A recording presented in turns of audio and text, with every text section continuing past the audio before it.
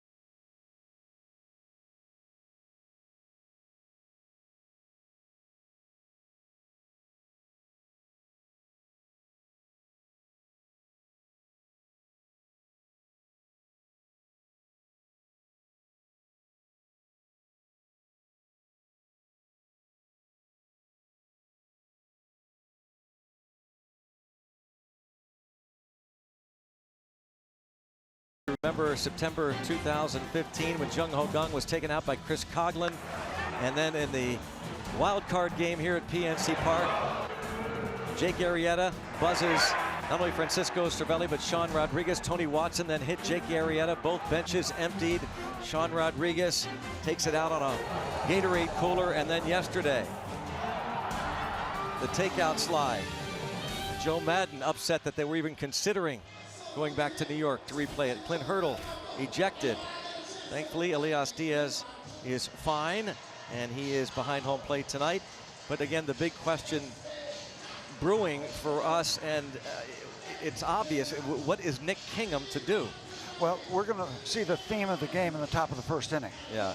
So we're going to learn which direction it's going to go. And again, it's a decision that's left up to the Pirates and Kingham. You know, Steve, one thing we don't know, and this has happened before. I remember in Cincinnati several years ago when Andrew McCutchen was hit by Aroldis Chapman, and the talk of it the next day, and this has happened before in baseball, the crew chief goes to both benches, goes into the clubhouse and warns both teams.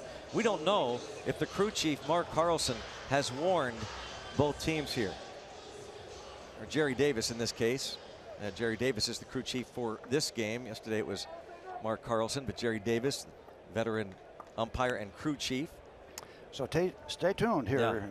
Maybe you'll learn something here in the top of the first. Maybe not.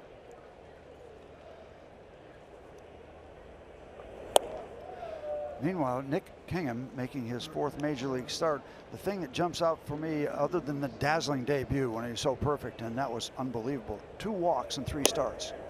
Control has been outstanding for a youngster as he comes up to fill in the spot for now for Ivan Nova. Anticipating that Kingham might have to make this start, and probably at least another for Ivan Nova down at AAA. He went just 1 inning 4 days ago, and they got him out of there just to get some work in. So his last start was May the 19th against the Padres. Steve mentioned his really record-breaking performance against the Cardinals on April the 29th, his debut. And a drive towards center, and the sun is tough, but Marte battles and makes the catch. Yep. Locked in right away and made it easy. So 1 up and 1 down, and we check out the Cubs starting lineup. Just saw Ben Zobrist fly out. Kyle Schwarber will be followed by Chris Bryant. And then Anthony Rizzo, who this month has 11 extra base hits, including a home run yesterday. Wilson Contreras, the catcher. Ian Happ, Addison Russell, Jason Hayward, and John Lester. Schwarber left field yesterday, 0 for 3 with a run scored. Victim of a robbery. Y'all say. Corey Dickerson, who's not in the starting lineup today, one of the best catches by a left fielder here at PNC Park ever in this yard. Since Brian Giles. Yeah, one of the best ever. Yep. Ground ball, 3-1 put out. So a good, clean start. First 2 batters by Nick Kingham. And we'll check out the Honda defense. Just saw Marte make the catch. Sean Rodriguez, Austin Meadows on the corners. David Freese, Jordy Mercer on the left side. Josh Harrison, Josh Bell, and Elias Díaz starts his 3rd straight game. Francisco Cervelli much better today. Flu-like symptoms has had him out of the starting lineup. And Rizzo is on deck.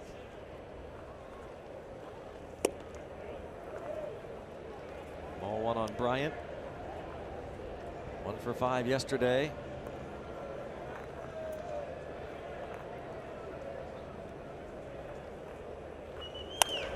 Sharply hit, base hit. And here we go. We'll just kind of lay out and watch what happens, if anything. First baseman, number 44. Guess who's coming up with the background noise?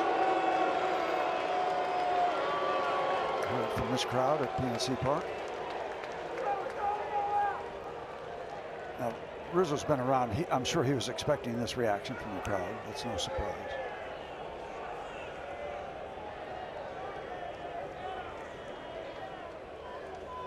The surprise is that Anthony Rizzo is hitting .228. Yeah. That's the surprise.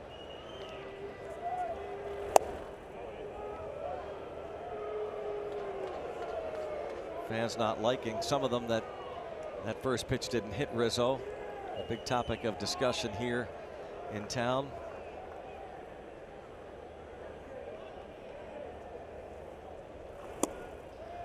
But Kingham not afraid to come inside as Rizzo is right up on the plate, as he always is.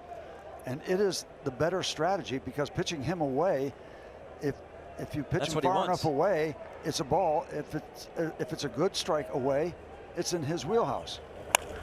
Rips it to right. Chris Bryant is going to be waved home and then held up by Brian Butterfield.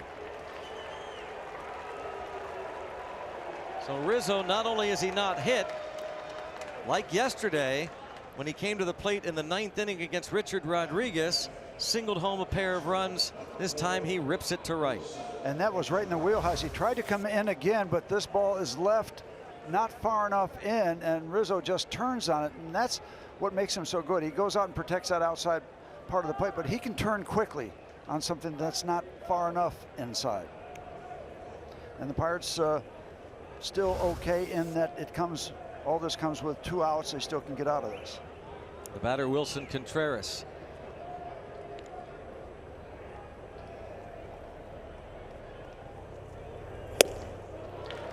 And the catcher takes a big swing. Nick Kingham just got away with a bad pitch. That became a strike. High breaking ball. You can't live in that area with a breaking ball. But, he did a little rental work there.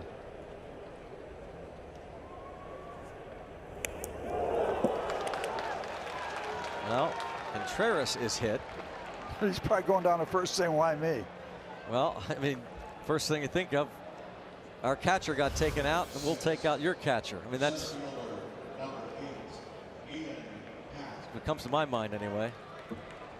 Elias Díaz was taken out by Rizzo, and so Kingham hits the Cub catcher.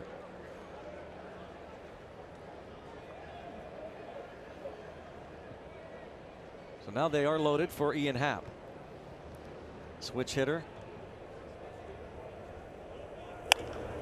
And a fly ball again. Marte fighting that sun, but makes the catch. Well done. Nick Kingham did the job, put up the 0, and decided to take matters into his hands.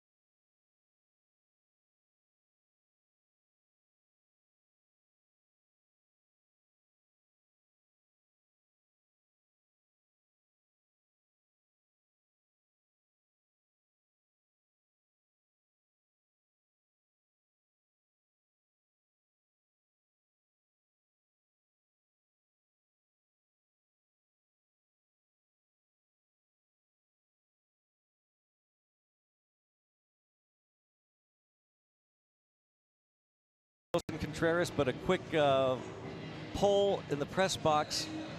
Most say that was no way intentional. So there you go. We'll never know. RAV4 starting lineup for the Pirates. Josh Harrison will lead off, and it's Austin Meadows and Starling Marte. Josh Bell hits cleanup. David Freese is the third baseman. Sean Rodriguez is in left. 3 doubles in his career with 3 homers against Leicester. Elias Díaz, Jordy Mercer, and the pitcher Nick Kingham. And they'll go against one of the better left-handers still at age 34, matching his uniform number, John Lester. He's 4-2. He could very easily have 9 wins. In his last 5 starts, Greg, he's given up a total of 5 earned runs. He is part of this kind of star-studded Cubs rotation. John Lester. Got beat 1-0 last time, giving up 1 run. in his career, by the way, against the Pirates. 5-5, a 3.50 ERA in 13 lifetime starts. He went just 5 innings in his start in April at Wrigley Field against Pittsburgh.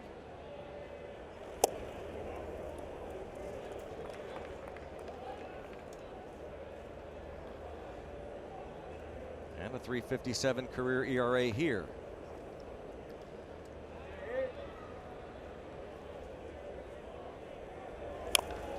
And I'm going to go back to it one more time. Last 5 starts, he's given up 5 earned runs. He's 2-1. I mean, that should be 5-0 when you're giving up a run a game for an average. And, last 3, 1 run each, then 2, and then none if you keep going backwards. That's some solid pitching.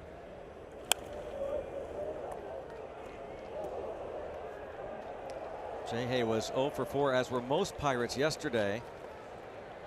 Just 2 hits as the Bucs were shut out. The reliever Mike Montgomery made his first start after 18 relief appearances. Went 5 2/3 innings of 2-hit shutout ball, and then 4 relievers completed the 7-0 shutout. Josh Harrison working the count, 3-2. He's a guy that likes to go after the first pitch, but he's working Lester a little bit here at the bottom of the first. He goes down on strikes. Missing a pitch that he usually jumps on right down the middle. We'll check out the Chicago Cubs defensively. In left, it's Kyle Schwarber. Then it's Ian Happ in center with Jason Hayward in right. Chris Bryant and Addison Russell on the left side of the infield. Ben Zobrist, Anthony Rizzo on the right side. And the catcher is Wilson Contreras. And Gregory Polanco not starting again. Talking to Ivan Nova, who's on the disabled list. Austin Meadows, 0 for 3. That's almost headline news these days with Austin Meadows if he doesn't get a hit. What a beginning to his career. 10th big league start for Meadows.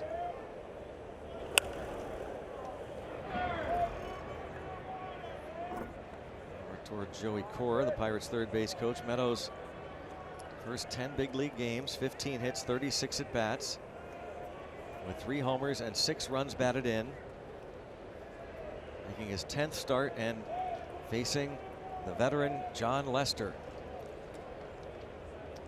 On 3 winning World Series teams, that's quite a resume. 4 All-Star teams. It's a great career. He's won 163 Major League Baseball games. 34 years old in his 4th year with the Cubs. You know, it's funny how sometimes your mind works in different ways, Greg. The Pirates 2-8 in their last 10, so it's been a struggle. And then you look up at the comparative records here. Both of these teams have won 28 games. So, I mean, there's a lot of baseball to go, and streaks and where you are and where you think you are before you look at numbers. Meadows towards center. There's Happ, misjudges it. And Meadows will hold up at second with a double. And that's what happens when you're going good. Good things happen to hot hitters. And it just keeps working for Austin Meadows. And maybe that son Think you are before you with look an at numbers. assist. Oh, I believe Meadows so. towards center. He lost it there for a moment. And then, but there's plenty of distance on it also. Probably, if he reads it right away, he's going to have a chance to make a above average catch. There's the look from John Lester. He's been around a long time, and he expects those plays to be made. So the Pirates take advantage here. A double for Meadows, his 3rd. I thought he was going to go for 3. That's ripped to left field by Marte. This will give the Bucs a 1-0 lead. Things feel better already. A run. Meadows and Marte trade places.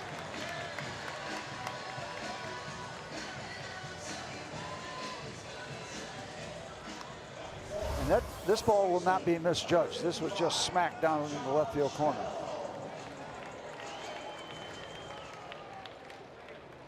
Another player, Marte, who was hitless yesterday and really had 3 bad at bats, was 0 for 4 on Sunday against the Cardinals.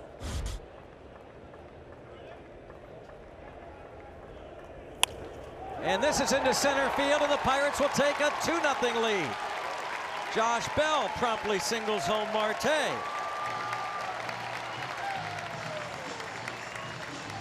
Yeah.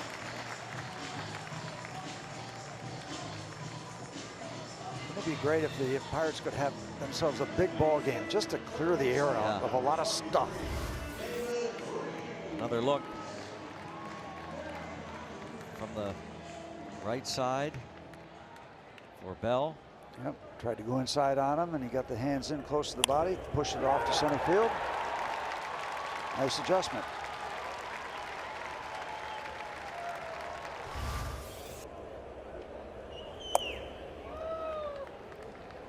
David Freese. Join the party, David. Lester's one of those guys, I think, Steve, you hear so many times of good veteran pitchers. You don't get to them early, you won't get to them. You got to take advantage. Yep. So far they are.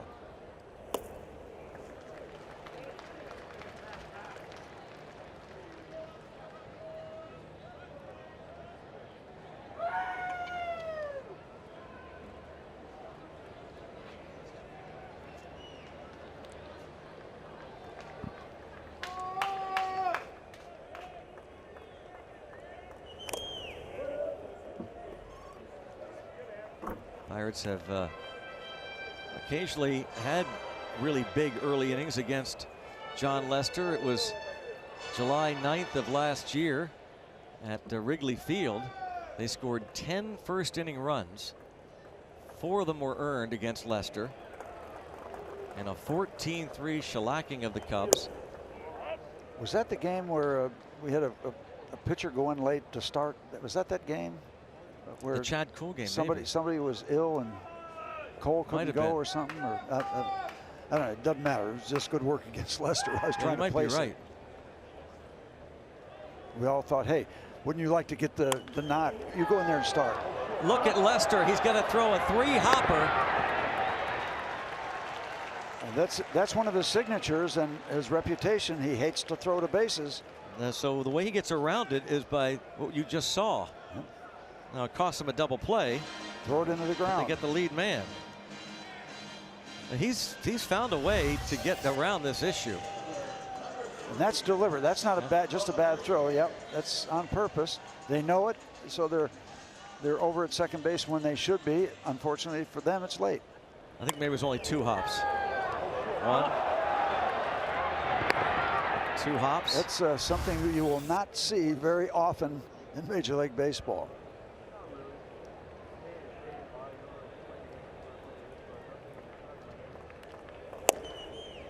Now Sean Rodriguez.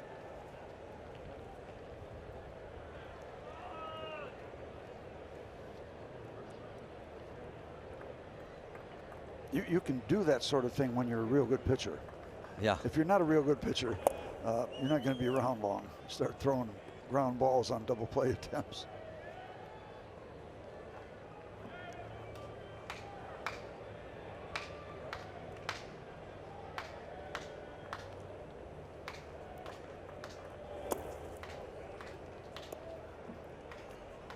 Two balls, 1 strike.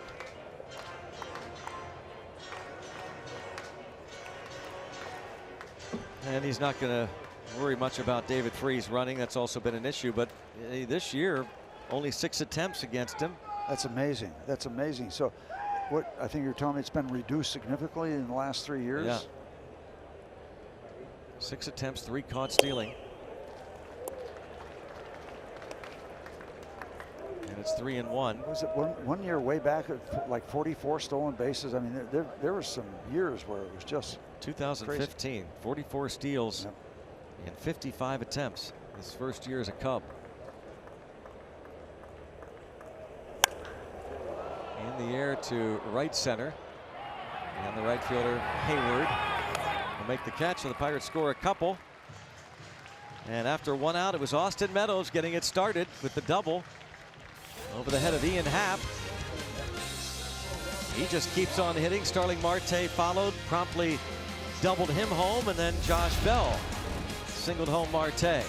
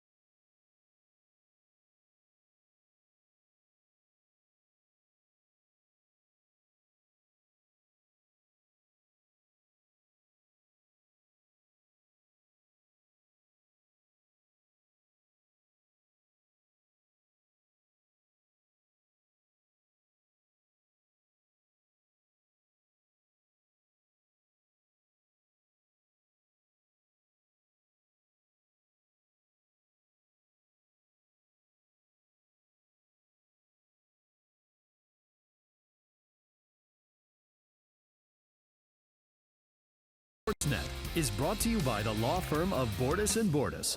Bordas & Bordas, fighting for justice. Let's go Bucks! 2-0 Pirates lead, go to the second. Austin Meadows.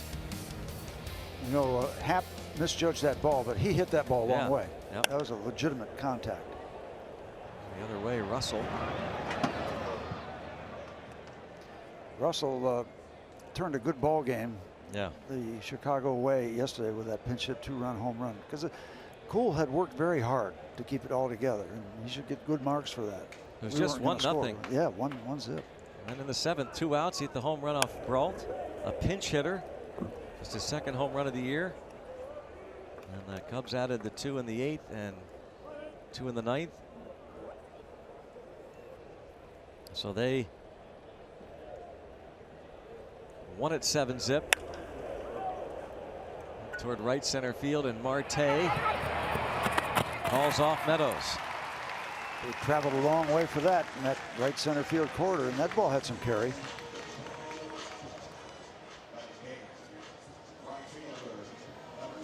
Fortunately, it had plenty of height. This Starling there, he's on the left field side of that straight line. It goes all the way over. And still time to slow down, call off Meadows. Yep, takes charge.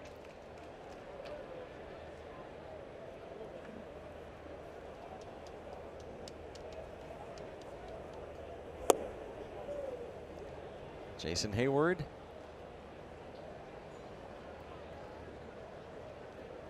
His 3rd season with the Cubs.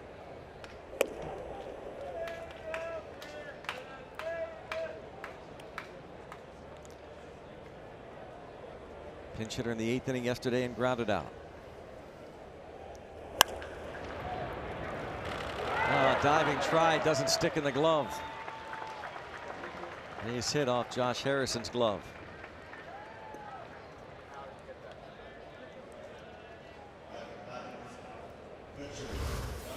Hard hit off the heel of the glove and then out of reach.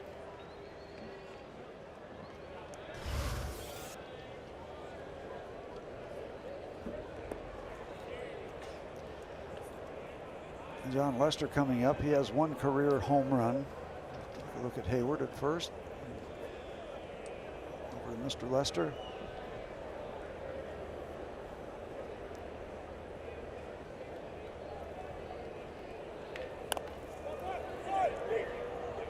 Foul ball. Lester with 3 sacrifice bunts this season.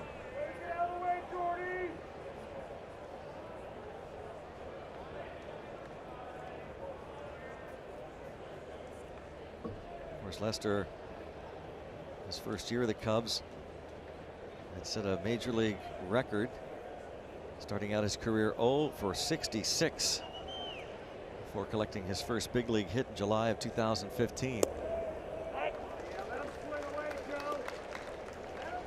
A longtime American leaguer with the Red Sox, parts of 9 seasons in Boston after the Red Sox drafted him in the second round in 2002.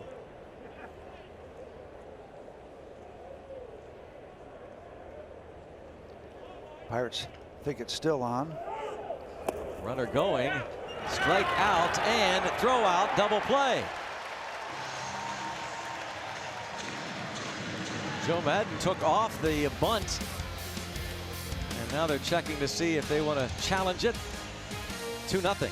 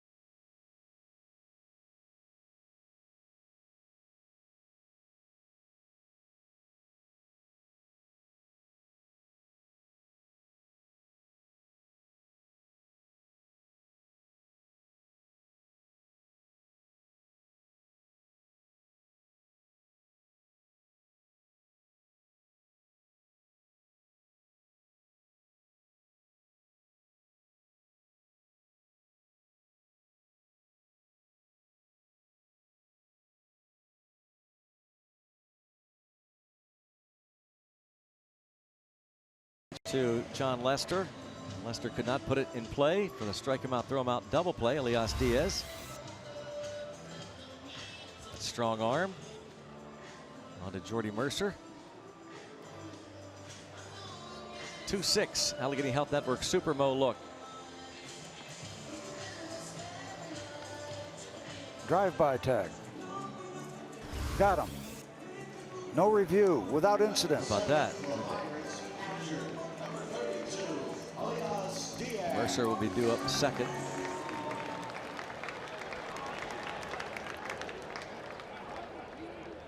Jason Hayward caught stealing, part of a strike him out, throw him out double play, and Bucks up 2-0. Here is Elias Díaz.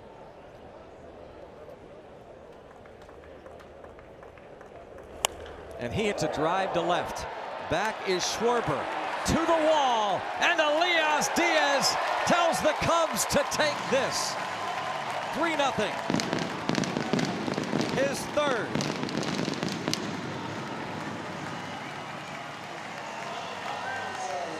Wasn't much question about that one. He got it all.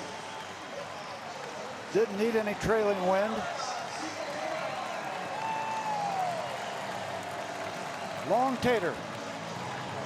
John Lester gives up his 7th. Pirates keep it going. Gets that swing underneath, gets the lift, gets the distance. Yeah, nothing cheap about that thing. A foul ball. Played nicely in foul territory by Bryant.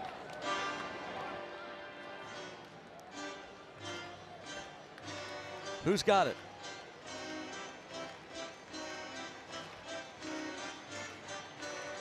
All right. One of those gentlemen has it. Cold beer and a baseball. Yeah.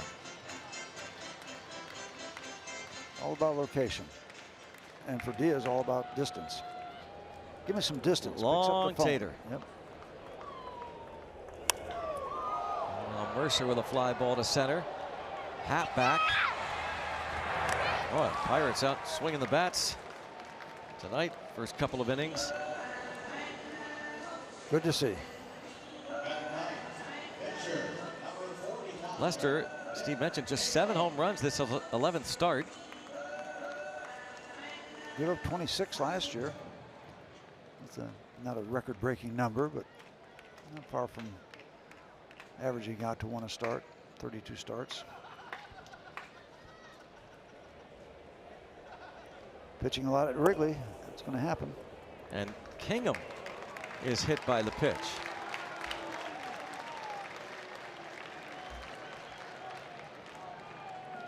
Now, is that just coincidence? I think so. I don't think he wants to hit the pitcher at all. And if you do, I mean, who hits a pitcher? yeah, but who hits him in the foot? Yeah, I mean, I don't think he's trying to hit him in the foot. I don't think he's trying to hit him.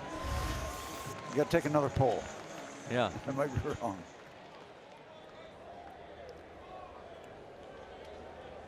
That is bizarre. I mean, these are kind of subtleties in terms of what I think about retaliation, that sort of thing. Hitting the catcher and hitting the pitcher in the foot.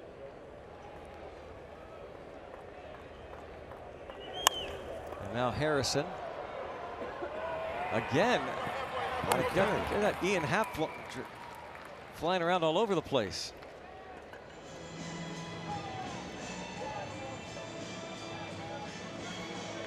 John Lester has not gotten much action on the ground. No. 1 ground ball out.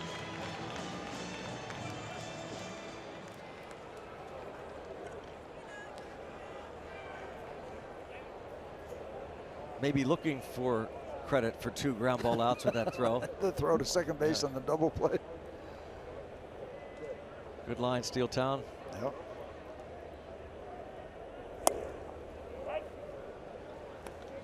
Back to Austin Meadows. Now Meadows in the minors this year hit .378 against lefties. .247 against right-handed pitching. But way better against lefties. In the hole 0-2. Neil Huntington said on his radio show on Sunday that he's actually playing better in the big leagues than he was in Indianapolis, and that he is just battling in the box now. There's so many things that make you shake your head or can't figure out. Why would a guy be better in the majors than the minors? I mean, how do you answer that? I mean, it's just, but the numbers show that he is. He's producing more now. It's a small early sample, but so far so good.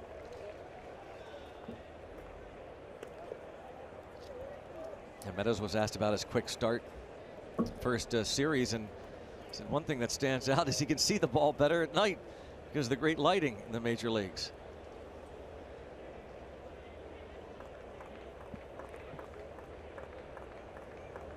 Whatever works. Called, 3rd strike.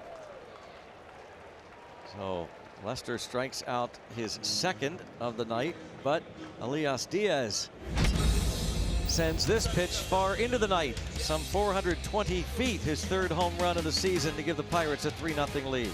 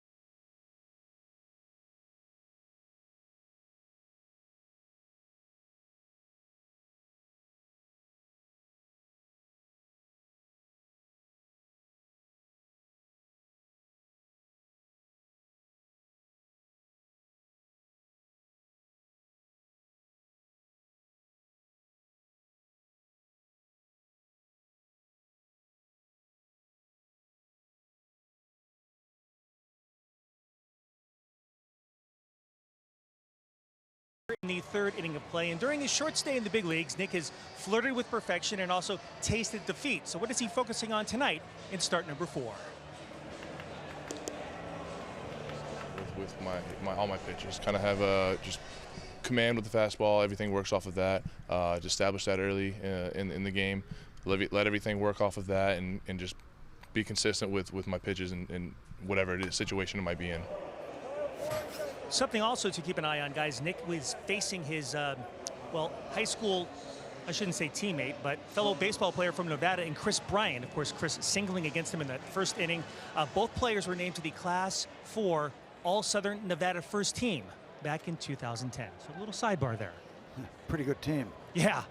That's an area that has gotten a lot of attention lately. Of course, Bryce Harper, friends of Bryce. When Kingham got the call up, Harper tweeted that out. Happy for fellow Las Vegas major leaguer. And a swing and a miss by Zobrist. Also add the command, not just the fastball. Keep throwing strikes like he has. The control numbers very impressive early on, first 3 starts. 2 walks, first 18 innings. Hasn't walked anybody tonight. Here's Chris Bryant in the hole. Kyle Schwarber on deck.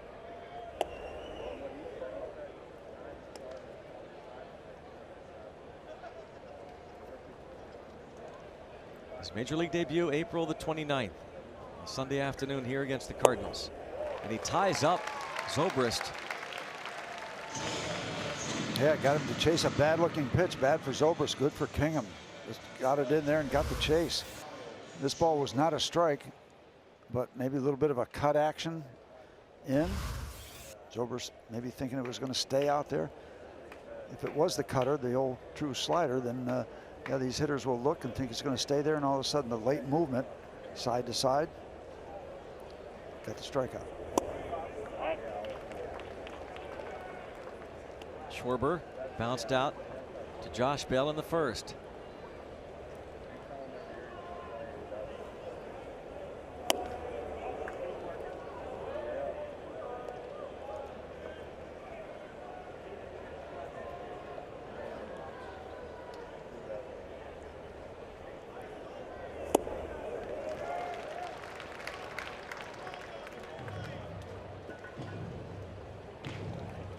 That major league debut, Nick Kingham went 6 2/3 perfect innings against the Cardinals before Paul DeYoung singled. And another strikeout, and a gracious call from Mark Carlson. He'll take it. 3 in a row.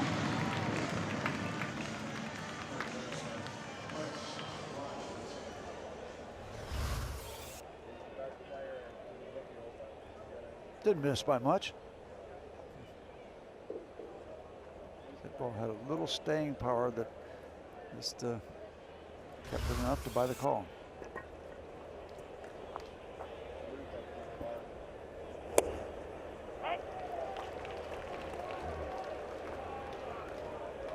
Great pitch there to start off Chris Bryant. A ground single to left field in the first inning.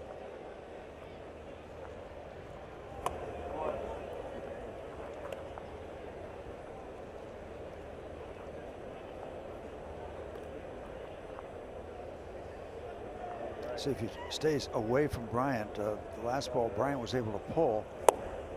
Yep, working away. Chris Bryant, heck of a player, of course, the Rookie of the Year in 2015, MVP in the 2016 World Series year, 2-2, and a .371 career hitter against the Pirates. A lot of at-bats. That's not a small sample size. .371 average against Pittsburgh. And here at PNC Park, coming into this game, .383. Didn't get out as far as he wanted to on that one. And tonight's Barrel Automotive League leader stat, National League players who have the most extra base hits so far. Teammate Javi Baez with 27. There's Bryant with 26. Ozzie Albies of the Braves. 31 extra base hits. Boy, he's not giving in. He's just working the outside part of the plate. And you wonder if at some point, you're playing with fire a little bit if you don't get it far enough in, but you wonder if they might want to go up and in, or maybe just stay out there and try to make that perfect pitch away. Oh, got him up. With a fooled him. That's that kind of a backup, backdoor curveball that he got away with. Okay, that'll work.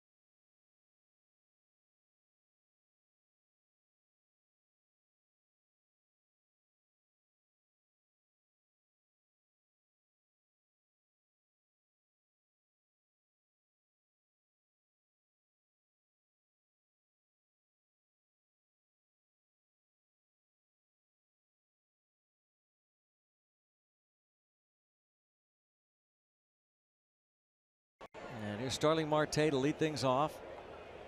He doubled home the first run of the game. Austin Meadows versus John Lester. And a hard hit ground ball to Russell. We'll bring up Josh Bell. Best place to get all your Pirates gear is at the Pirates Clubhouse store on Federal Street, a Fanatics experience. Find stadium exclusive merchandise, customized jerseys, and much more. You can visit the Clubhouse store from 10 a.m. to 6 p.m. Monday through Friday, Saturday 10 a.m. to 5 p.m. and during all Pirates home games. And they're all geared up.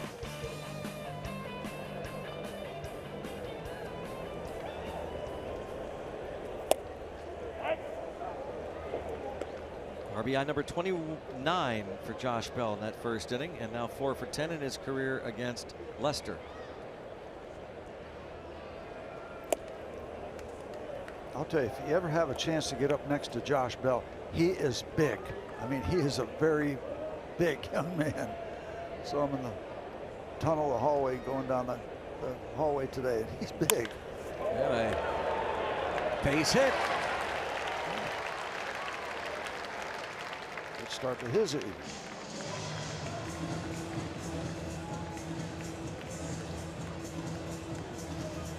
Good chance I have shrunk a little bit too, a little bit along the ears. But I was going to say, you got to meet him more often in the hallway. 2 for 2. Yeah, really. You meet him tomorrow at 5 o'clock. I will see him right there at 5 a.m. Tell him 5 p.m. Expect a visit from Mr. Blas. Anthony Rizzo claimed that several players told him it was not a bad play.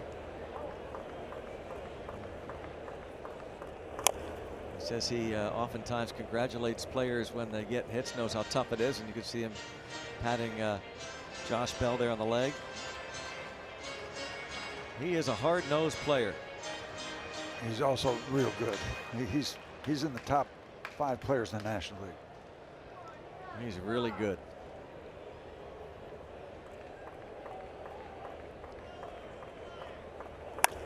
And a base hit for David Freese. Hard hit into right.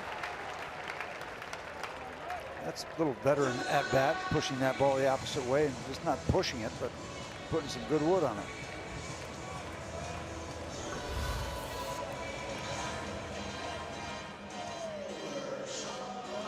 He goes arms out, but the hands are back. That creates that angle out to right. David Freese, a lot of members of the media around him asking about that little verbal exchange that he had with Joey Cora. But as Clint Hurdle said, that stuff will be handled internally. And it happens a lot more than you realize. Ground ball, nice slick play by Russell, and no throw by Zobrist. He was maybe surprised when he turned toward first, realizing he might have had a shot. Russell did a heck of a job getting that ball to him so quickly. Boy, that was impressive, that part. I think maybe Zobrist got surprised because they had a chance to 50-50 chance to get some action over at first base. See that double clutch? Yeah. He realized that, okay, maybe they should have taken a shot. Good angle here. He gets the ball here. First and third. Elias Díaz.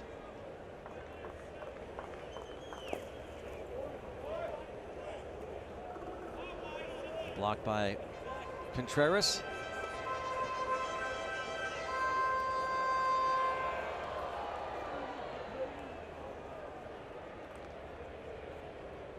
Fielder's choice, 6'4". Erased Freeze. 2 outs.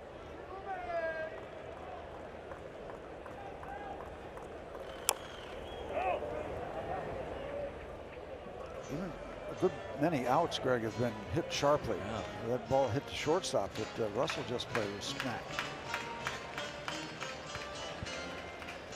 So like Austin Meadows saying, maybe this is a night where they're seeing the ball good. Lights are good.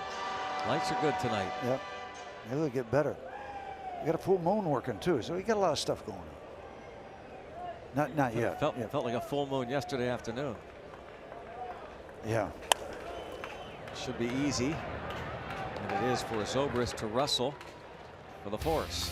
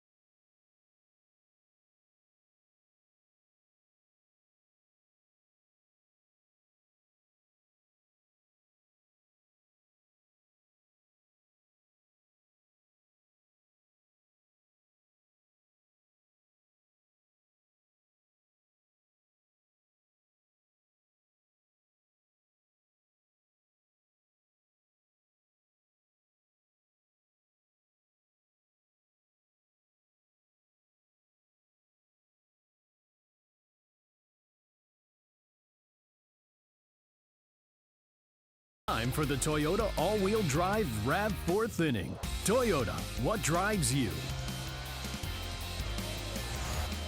3-0 as we head to the fourth. Pirates lead it. The 2 spot in the first, another in the second on the home run by Elias Díaz. Nice mohawk as Anthony Rizzo leads off. He doubled Chris Bryant. One of the things that Joe Maddon didn't like, he said, the reaction of the crowd yesterday after the ruling. He said Rizzo did nothing wrong, according to Joe Maddon. He didn't like the reaction, and they're really giving it to Rizzo again tonight. What kind of reaction does Joe Maddon think he's going to get? He said that's how you should teach kids how to break up a double play. And a pop up. And the catch made by Mercer. Here's what Joe Madden said last night. It was a perfect play by Rizzo. My concern is that they're teaching fans the wrong things also, because the fans' reaction to Riz the next time he came up indicates that they think he did something wrong, and that's what's so wrong about all of that. Different plays where the player has not done anything wrong, but because of new rules, it makes him wear the black hat for a moment. That's how you should teach your kids to slide to break up a double play at home plate. The catcher's got to clear the path. And that was one thing that was clearly a disagreement between Madden and Hurdle. That aspect of it, that Hurdle was asked if Diaz could have done anything differently. Clint Hurdle basically said no. He played it perfectly. I think direct quote was, "There is nothing he could have done differently," according to, again, Clint Hurdle. Madden said you have to teach proper technique. He has to get out further. For instance, the catcher could have dug a trench and positioned himself inside to further defend his position. And Joe Madden was not happy with apparently the interpretation today by Major League Baseball that they got it wrong yesterday. Well, let me ask you this question. If we're in Chicago and somebody comes in from the Pirates and makes that same play, do they expect not to get booed? Of course they're going to get booed. Again, the play. Madden was talking about how you see Diaz slide across home plate. What does he mean by a trench? Do you understand that part? I don't.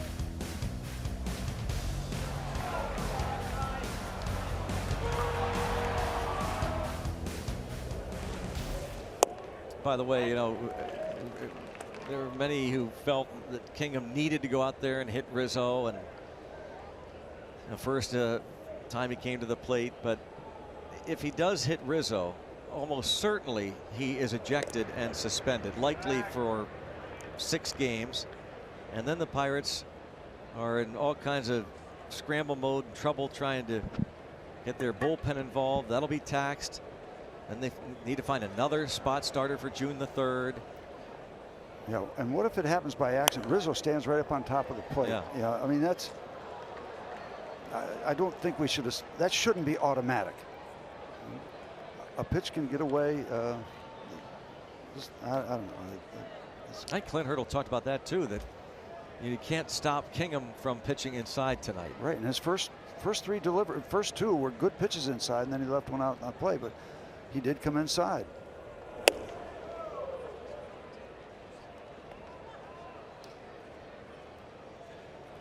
Home plate umpire Mark Carlson, crew chief Jerry Davis.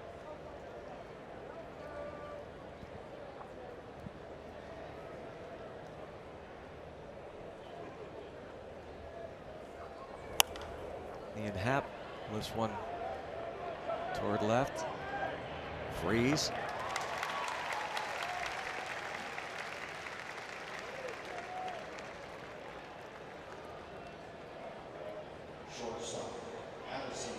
Brings up Addison Russell.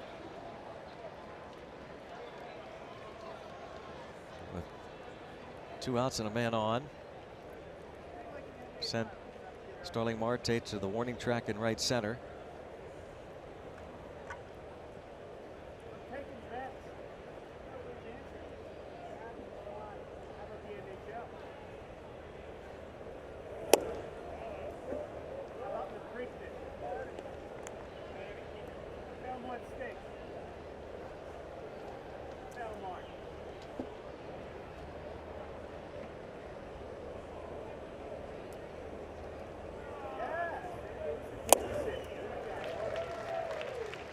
Pitch located down and in. After the dazzling debut, Nick Kingham won his 2nd start, 5 innings, put up 7 strikeouts. There's a good location right there. Down in under the hands.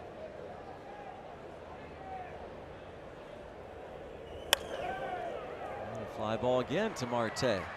Not quite as deep this time. So Nick Kingham, 4 zeros.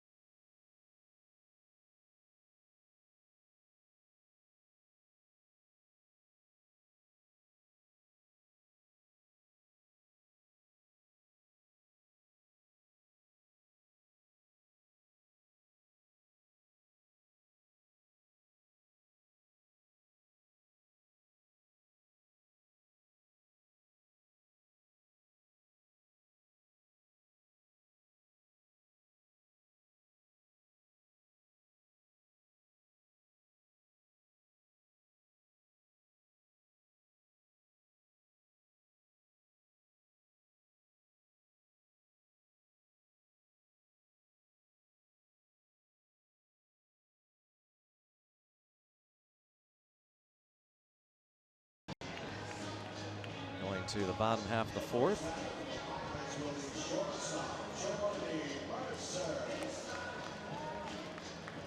Eight, 9-1 hitters due up, starting with Jordy Mercer. We'll take a look at AARP take on Jordy Mercer versus John Lester. 280 average, 4 extra base hits in 26 career plate appearances. He's coming into the game. And his first time up hit a ball to the warning track in center field.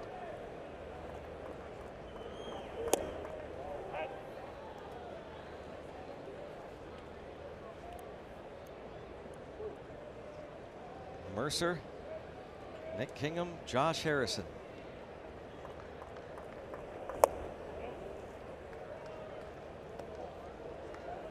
Pirates won 2 of 3 against the Cubs at Wrigley earlier this season. But scored a bunch of like 19 runs in those 3 games. 8 home runs. Won the first game 8-5. Lost the next night 13-5 and then beat Chicago 6-1. They beat Kyle Hendricks in the finale of that series on April the 12th. Kyle Hendricks will pitch tomorrow night. And again, Mercer drives one to center field. And again, Happ to the track. Not Angels in the outfield tonight, action in the outfield. Happ. Twice Mercer has flied out to the warning track. And Nick Kingham. I think a lot of successful pitchers really like in the National League like to face always like to face their opposing pitcher, but like to face the number 8 guy, because if you get him here, represents a second out, you got a chance for a very efficient inning. But it starts with that number 8 guy.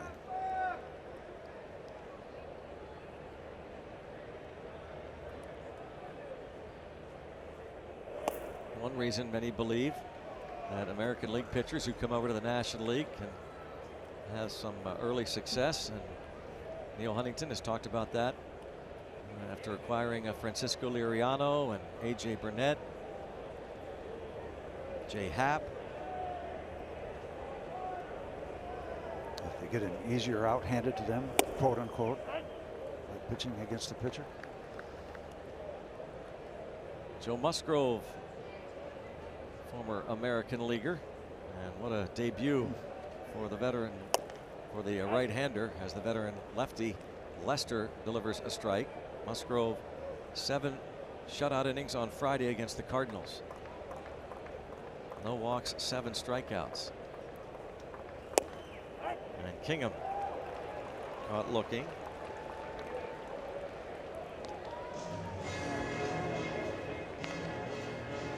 Impress your clients, colleagues, or family and friends with a World Series suite at PNC Park. These suites include gorgeous views of the game and city skyline, food and beverage credit, catering options, and a Pirates cap for every guest. Find out how to book your World Series suite at pirates.com/premium.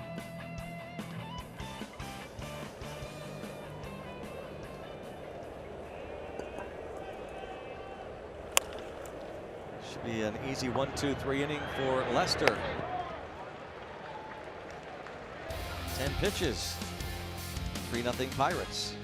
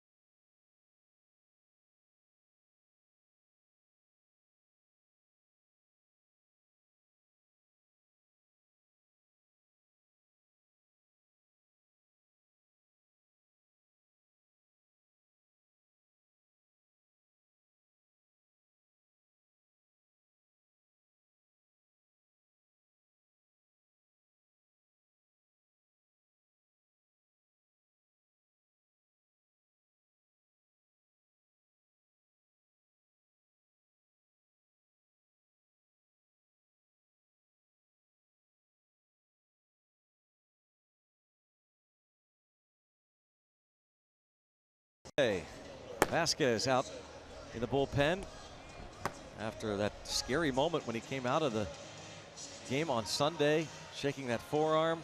A lot of concern, but talked to him very briefly today, asking him if he's okay. He said, yep, ready to go tonight. Yep, thumbs up. He said he's available tonight. 3-0 as we go to the 5th. Was that this afternoon or yesterday when he was throwing on the side? Was that today? It was today, yeah. Good news. First pitch strike on Jason Hayward. Infield hit his first time up. Keep it rolling, Nick. We got you 3 early. Don't know how many we're going to get. Lester seems to be settling down.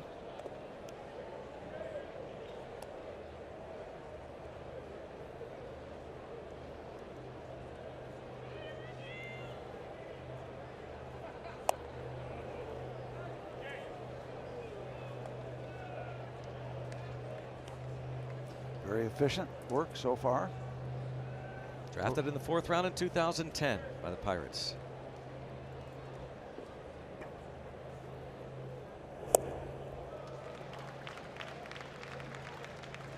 Hayward chases. Told you about the first 2 starts. They were winners. The last start was against San Diego. 6 innings. Didn't get crushed. Gave up 3 runs. Pirates only scored 2 for him. Kingham and Musgrove. It adds a lot of depth to a rotation. These guys coming up and doing a little bit of good work early. Sparkling debuts for both. Oh yeah, encouraging. He issued a walk, and talking about his great control.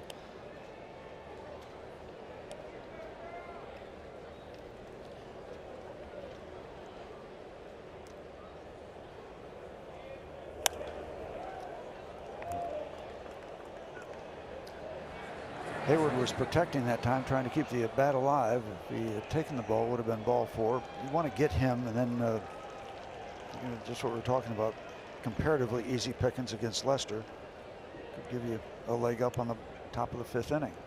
But he's got to dispose of Mr. Hayward.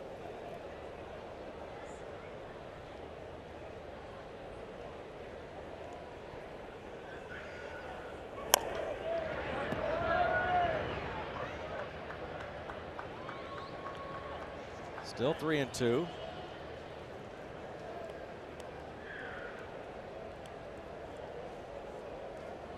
Jason Hayward with John Lester on deck.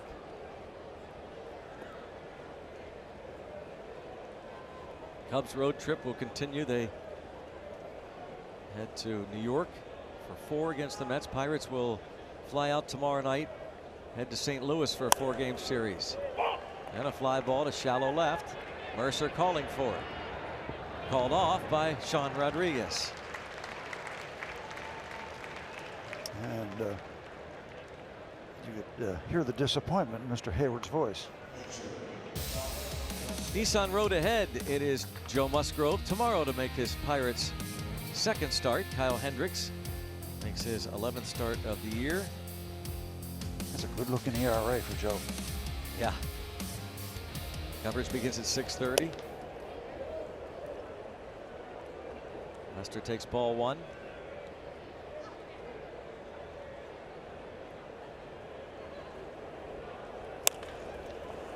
And John Lester. Yeah, like I said, easy pickings. Singles. 3rd hit of the year.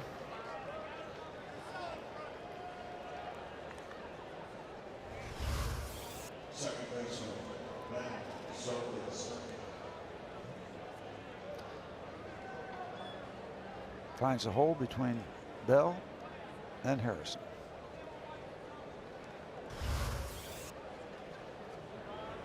His 3rd hit this season. After going hitless in his first 66 major league at-bats. And Zobrist now. A piece of Mark Carlson.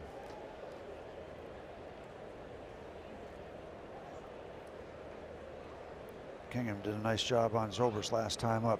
Really good pitch for the strikeout. He has 4, struck out the side in that top of the third. And he jumps out in front 0-2 on Ben Zobrist, who turned 37 years old on Saturday, this 3-time All-Star and the World Series most valuable player in 2016. In his 3rd year with the Cubs.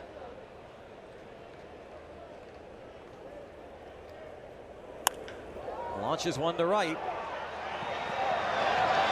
And this game got that much tighter. A 2-run homer for Zobrist, his 3rd. It's 3-2. Didn't get over by much, but it got over. You knew it was action for the Cubs, hoping that it would be of the 2-base variety.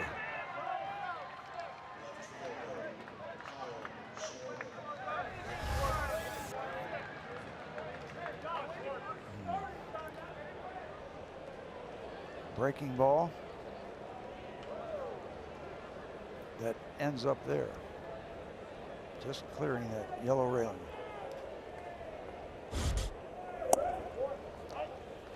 Now it doesn't get any easier with the meat of the Cubs batting order.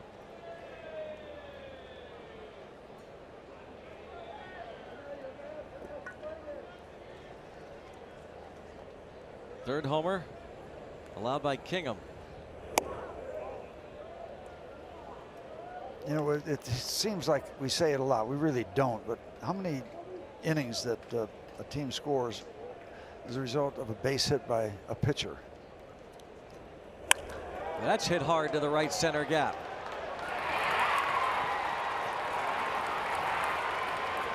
Schwarber into second base with a double.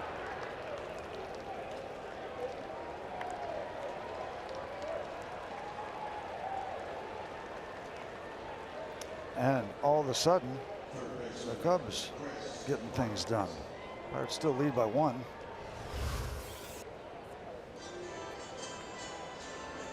That ball's right there, as you can see, by the W.B. Mason strike zone. Clint Hurdle went to the bullpen phone, and out comes Ray Searage.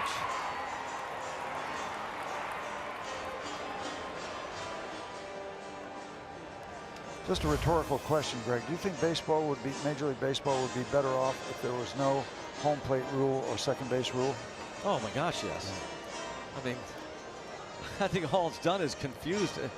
I mean, it has. They're trying to make it, you know, Clint Hurdle gets mad when all we do is, he said a word today I won't use, I'll say complain. Yeah. But because we have no solutions. I got a solution. Go back to where, and yeah. It's easy for me to say because I didn't play the game. Well, but you're right. Sports is hard, and they're trying to make it to the point where there's no contact whatsoever. Somebody said today, and Clint Hurdle laughed at it. I don't think there's any laughing. Eliminate any contact whatsoever. If you touch another player, sliding or what, but that's what it's coming down to. I know. So don't scoff at it, don't laugh at it. But yeah, I think we'd be way better off. But because Buster Posey got hurt, Chase Utley hurt someone, but as I've said before, they don't call it the Coy Hill rule. It's the Buster Posey rule. Right. And for Pirate fans who've been around a long time, and for Diamondback fans, when Coy Hill was catching for the Diamondbacks, you know what I'm talking about. Ty Wigginton, the third baseman for the Pirates, one of the most vicious home plate collisions of all time, just destroyed Coy Hill's leg. And Coy Hill missed the rest of that season. Wigginton would later barrel over Yadier Molina that same season. But again, it was when Posey got hurt. Yeah, they didn't change the rule. So it's not the Coy Hill rule. Yep. It's the Buster Posey rule.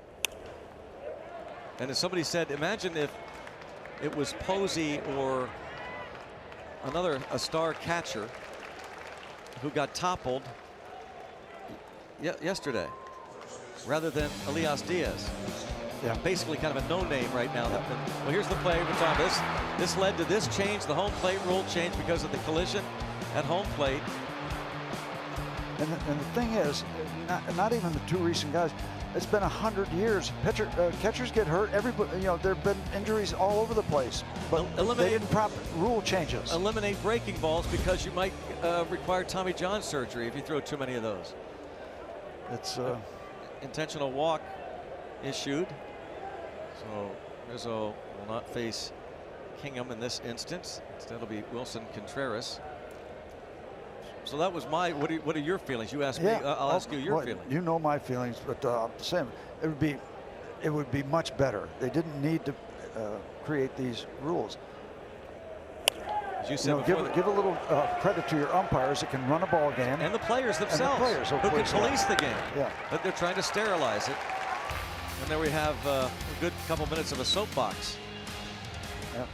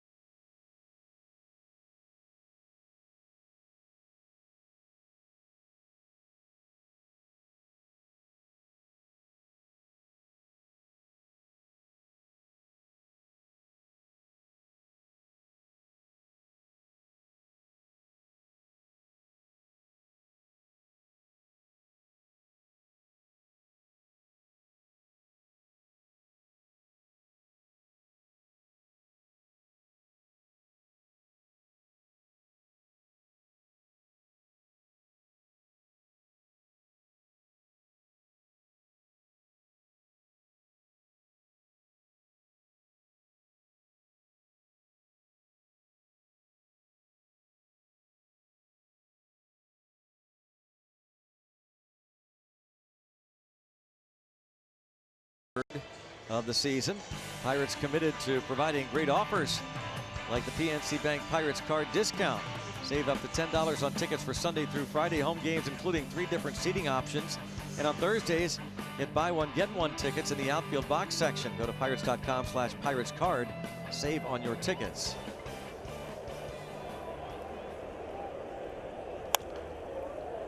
This ball's fouled out of play by Austin Meadows. Things have tightened up a bit. Still lead it by just 1.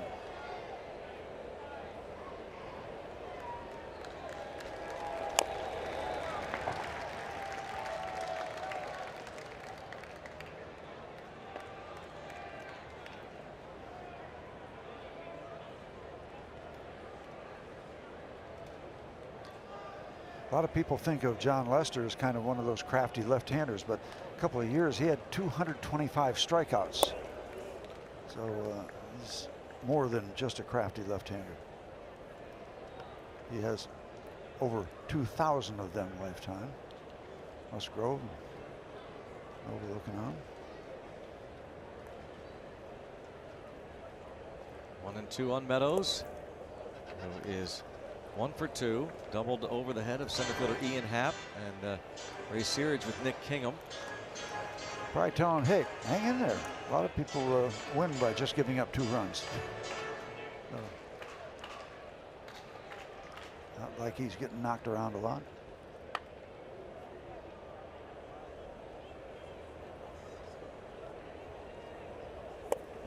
Lays off.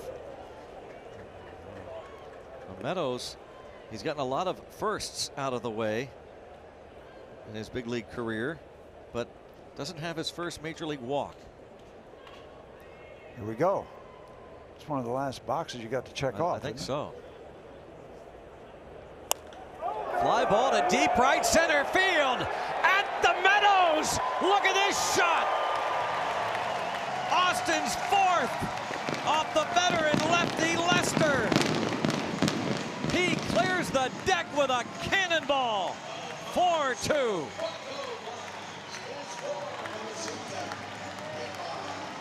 What a story this was when he arrived and continues to be. That ball in that go zone just crushed. All Jason Hayward did was look at it. That's got a good chance of having a 4 as the first number when they calculate the distance. That's classic swing, almost finishes it one-handed. He has seen the light, all of them, seen the lights, seeing better.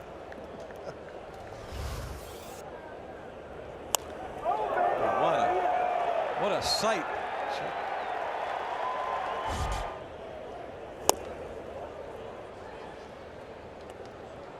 So that's smile. 4 homers, 3 of them off lefties.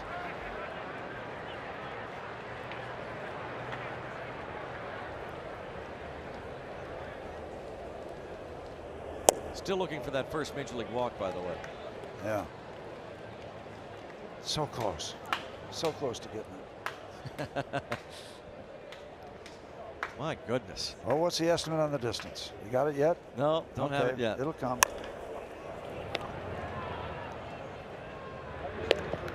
What a way to answer that 2 spot. Yeah. Just to stretch it out a little bit more. Well, let's see. Lemonade on a hot day? Distance, you're right. It's kind of a 4.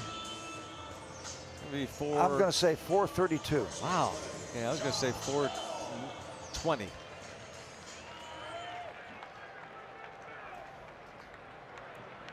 I was going to go even lower, but you convinced me.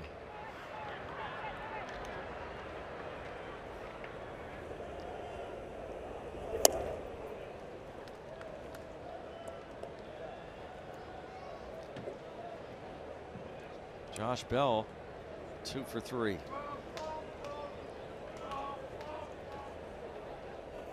I just got word it's 420. You're right on it. Right on it. I swear right to you, there. I believe you. You're looking at me like I'm calling you a liar. I have nothing. Yeah, 420. You don't have to have anything. You're right on the money. The truck is accusing me of looking. I have nothing, no information. They don't know that you're a truth teller. They know now. 1 and 2 on Bell, so 420 matches the Elias Díaz home run. Diaz hit his. The baby buckos are fine tonight.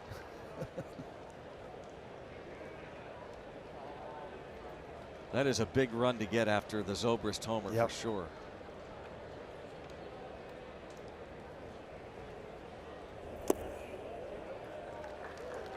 You're showing some stuff with the Pirates and Cubs. It seems always a grind, even if there's no incidents. The games to win are a grind.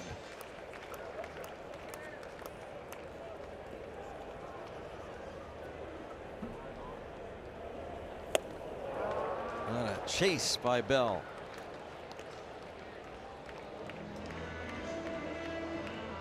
What does StatCast have to say? Yep, 420 exit velocity, 103.2. Nice launch angle. Somewhere over the rainbow, home runs land.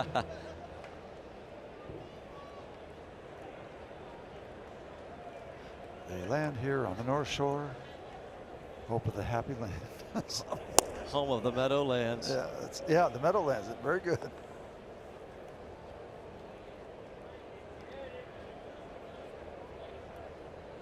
David Freese, 1 for 2.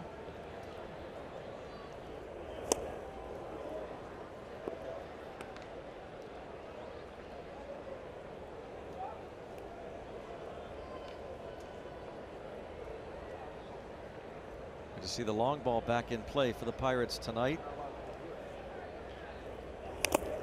Yeah, they add on to that work that they started in that late April series you were talking about when they hit 8 in 3 games. Thinking back to yesterday, I don't remember any 7-0 loss.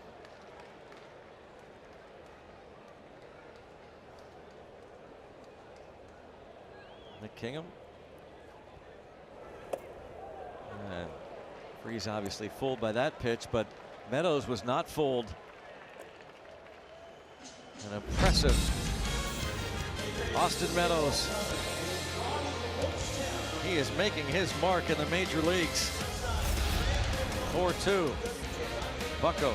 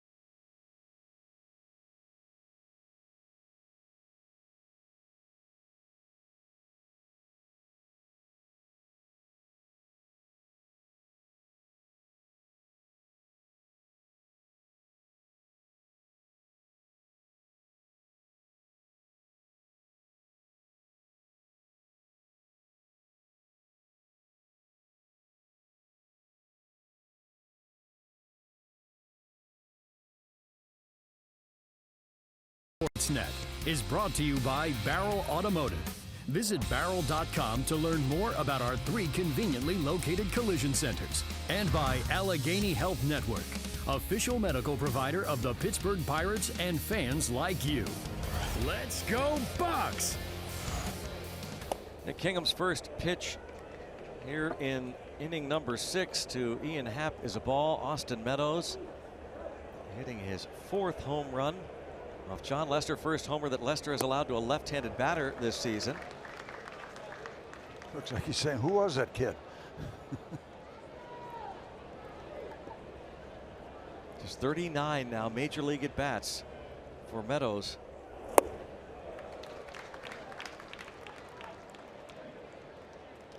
Kingham wants to shut down the Cubs after that home run. Put a 0 up on the board here in the 6th.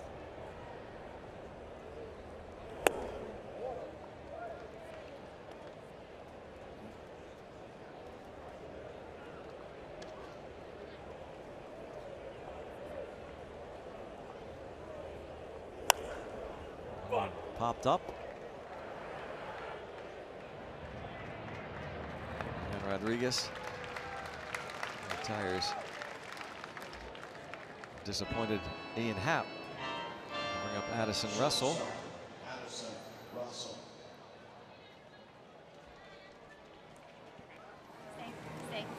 It is a pup night. Steve's favorite night. Yeah, don't waste those on the puppies. They look pretty good. Yeah. Oh, they are good.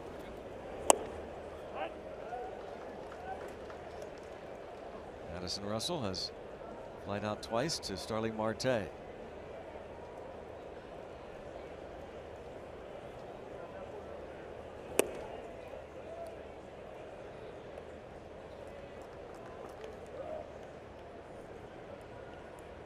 Career big league start number 4 for Nick Kingham. I'm looking for win number 3. That'd be a pretty good percentage. Got a leg up here in the 6th inning. You know, Neil Huntington kept trying to tell us last year in spring training that you need more than just 5 starters in a long major league season. 7, 8, 9, 10 starters, and don't forget about Nick Kingham. Went through that Tommy John surgery, had some other injuries. Even last season, disrupted by right ankle sprain. You know, these 2 young men, Meadows and Kingham, have been blue chippers for a long time and have struggled through a lot of physical stuff. Good patience by the organization, but good patience by themselves to hang in there, persevere.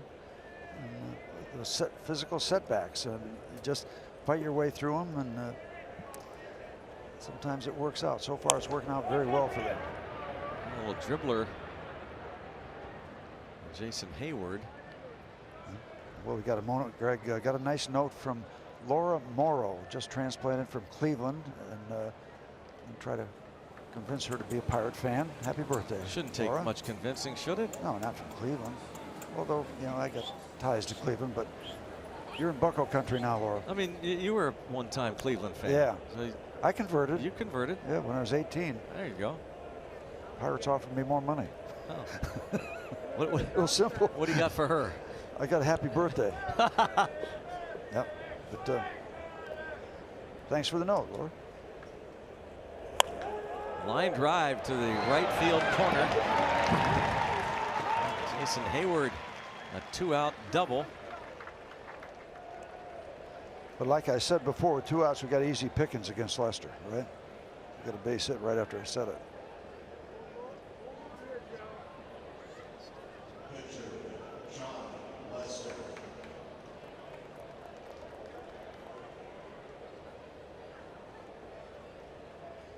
Lester, before stepping up to the plate, chatting with Chili Davis, the Cub hitting coach. Lester, that single with 1 out last inning, preceding the home run by Zobrist. This is where this doesn't seem like a big deal, but this is a big deal. Well, yeah, you got to get him out. Yeah, right? put the lid on this and get beyond the 6th inning. Keep it where it is. Yeah, don't let this straggle along here. Put a foot down. Yeah, brick a snake. Yeah. Line to right field for Lester. And Hayward scores. Crazy. Back to a 1-run game. You think you know what's coming next. A 2-hit night for John Lester and his 3rd RBI of the season.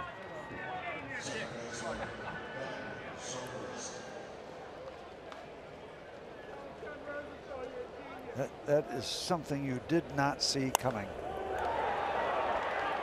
The first time or this time. 2nd career 2-hit night for John Lester. And now Clint Hurdle tells Elias Díaz to walk out slowly to the mound. Tyler Glasnow was up last inning. Won't take him long, and that is going to be it for Nick Kingham. Can't get that final out, the pitcher. Just there's a big deal. Yeah, it's hard to believe, but that's baseball. And Lester able to really help himself and knock out Nick Kingham.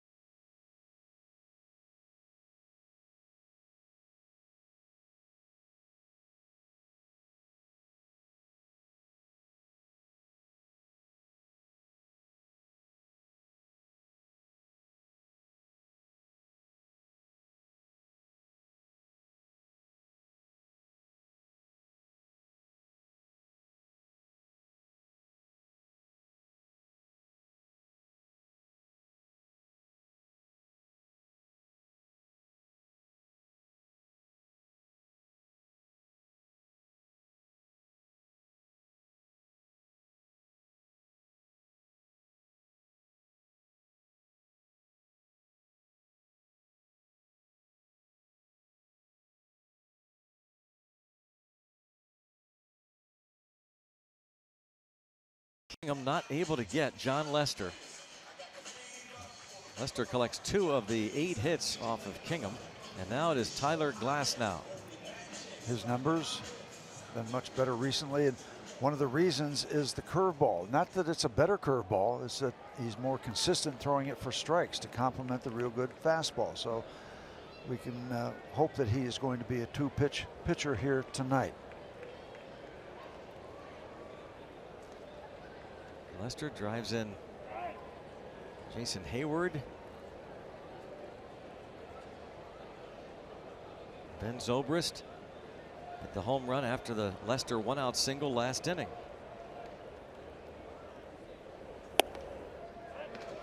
'99. Nothing wrong with that first delivery.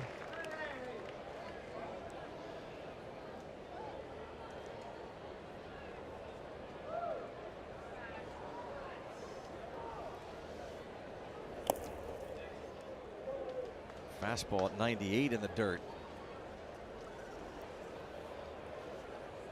You can make some mistakes in hitting areas of the strike zone when you throw it 99 miles an hour. Not all the time, but you can get away with more than somebody throwing it 83 miles an hour in the hitting zone. Speed helps, especially when it's 98 or 99. As we've talked about a lot this season, one thing about Glasnow, almost from his first outing on this season out of the bullpen, that consistent high 90s fastball, something we didn't see previous couple years in the major leagues from him. Did he go? Milwaukee said no. Pirate fans not really crazy about borderline decisions by the men in blue right now. Let's wonder if we're going to see the hook. We've seen a lot of heat here, early deliveries.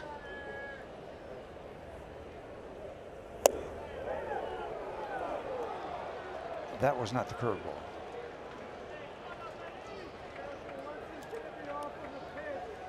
Three and two, Schwarber on deck.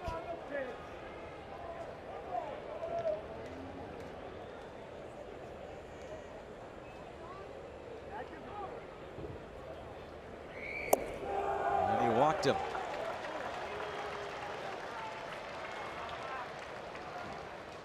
Zobrist walks, and now Schwarber.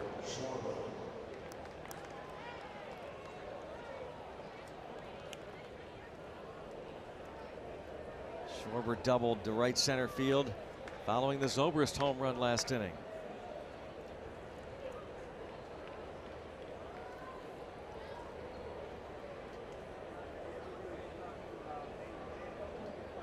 I don't think we've seen a breaking ball yet. There we go. Okay. And the difference is throwing it for strikes. It's a quality curveball. We've seen improvement in that control consistency with it. Not perfect, but a lot better.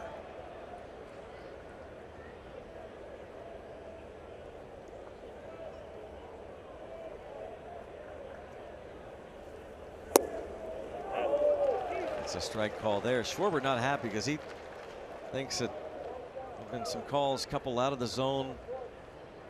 And an earlier at bat facing Nick Kingham that were called strikes, including the final strike in that third inning. And now a very borderline pitch is called a strike that he thought was low. Defensive configuration for the Pirates. David Freese all by himself over there.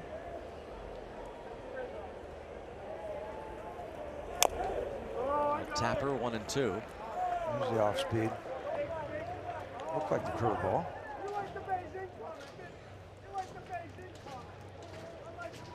Schwarber, 25-year-old from Middletown, Ohio, a former first-round pick out of University of Indiana, and Tyler Glasnow, of course, former first-round pick, working this year exclusively out of the bullpen, at least to this point.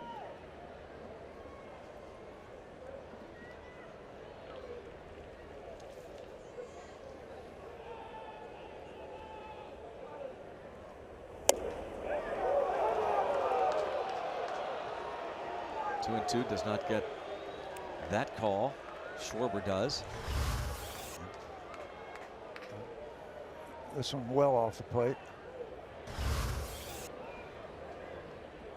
Fourth outing of his career against the Cubs. He made 2 starts previously against Chicago. Pitched out of the bullpen earlier this season at Wrigley.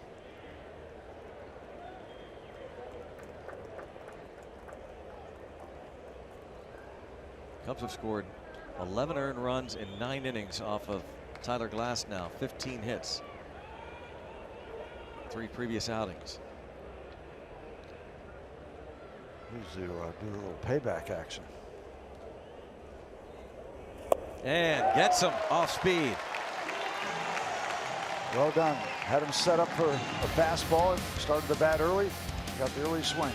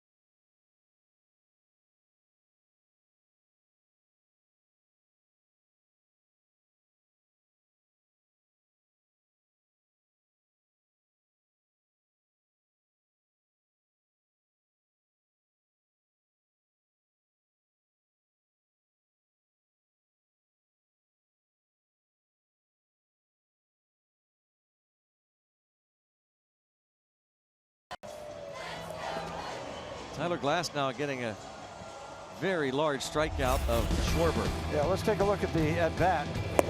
Curveball that misses, shows it to him. Got a call. Another good-looking curveball. Missing with a fastball. And then Schwarber just locked in, all in against the fastball. Didn't get it. Started an early swing, and he got a strikeout on a bad-looking curveball. A lot of frustration for Kyle Schwarber. Thank you very much. It goes back to your point about the speed of 98, 99. You got to start early. Yeah. And if you do and don't get that fastball, you can have that kind of result. Tyler Glasnow strikes out Schwarber after walking Zobrist. So they strand 2, and the Pirates lead by 1.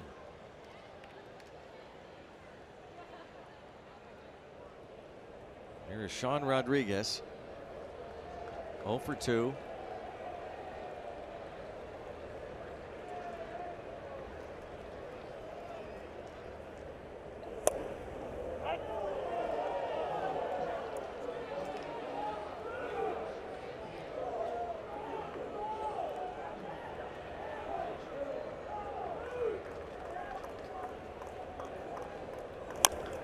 A little tapper, but foul.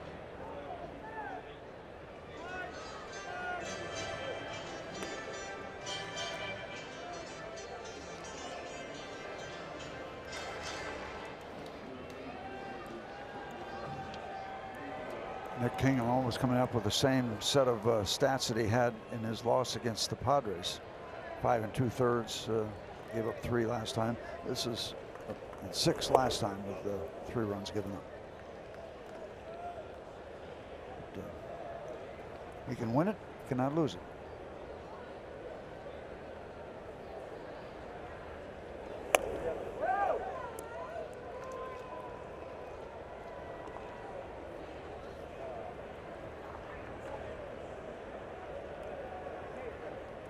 To get that run back at least.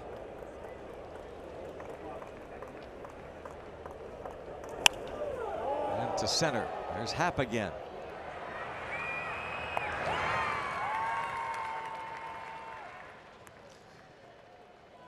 And now it's time for Built for Baseball, presented by T-Mobile. And Elias Díaz was the centerpiece of that controversial play yesterday.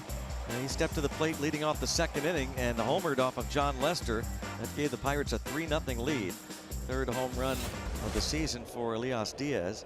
He is 1 for 2. And you might have seen Lester as that ball was early in flight, having been around the major league scene for long enough to know it was gone.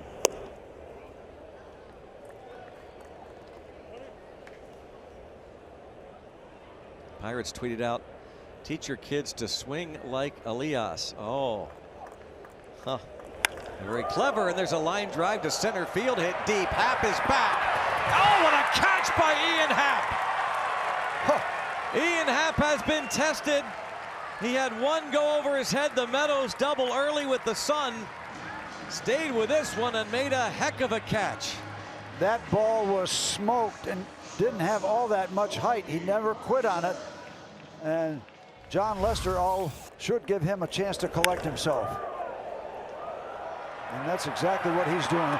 This is full commitment right there, full commitment. So he is more than even for that ball that went over his head. Allegheny Health Network Supermo look at a super catch from the Pittsburgh native who grew up attending a dozen or so Pirate games every year here in this ballpark, and robs Elias Díaz of his second hit.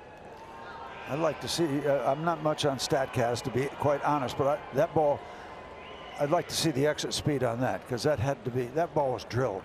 That ball was absolutely drilled. I don't know how that compares, to say 104, I don't know how that compares with anything. I just know he crushed it. Well, it's hard hit. Yeah.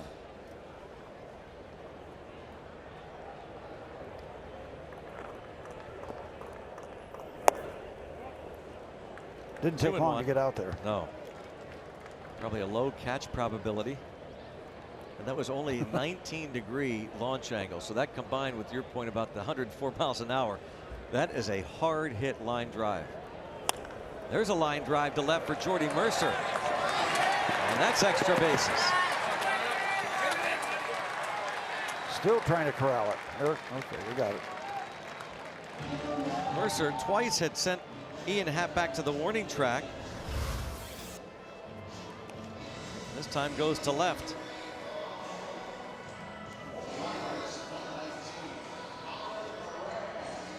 There it is, down into the corner. Jordy Mercer, as we learned early on, as Schwarber fights it, gets it, has done decent work against John Lester. That degrees you're talking about, that means it didn't go real high, right? Yeah. Line drive. Right. Okay. Yeah. I think that's one of the reasons that made it so good, that he didn't have much time or height to work with. Colin Moran bats for Glass now. So Edgar Santana starts to loosen up and get ready for the 7th inning. Here, Pirates have a slim lead. They have been disappointed by late comebacks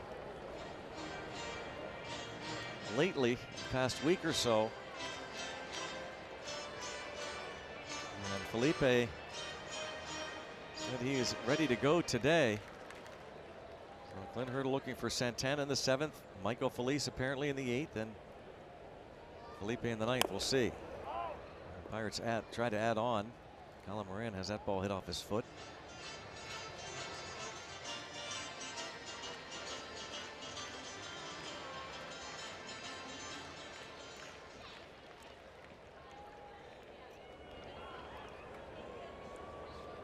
Good work by Tyler. Walk and a strikeout.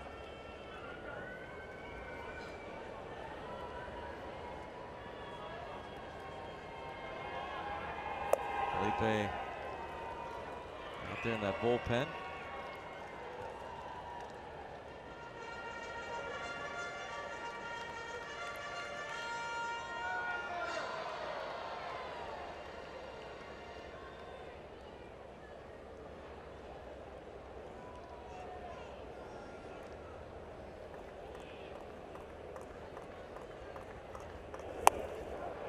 gets Moran. It's the 6th punch out. Great catch by Ian Happ.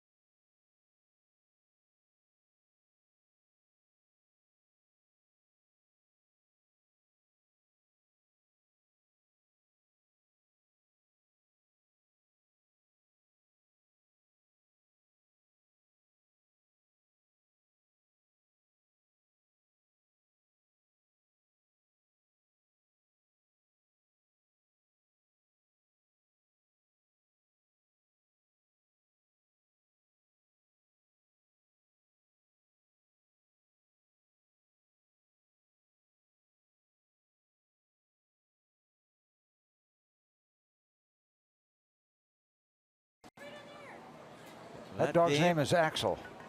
Is that a? That's a shaggy dog. You know the breed? A golden doodle. What is it?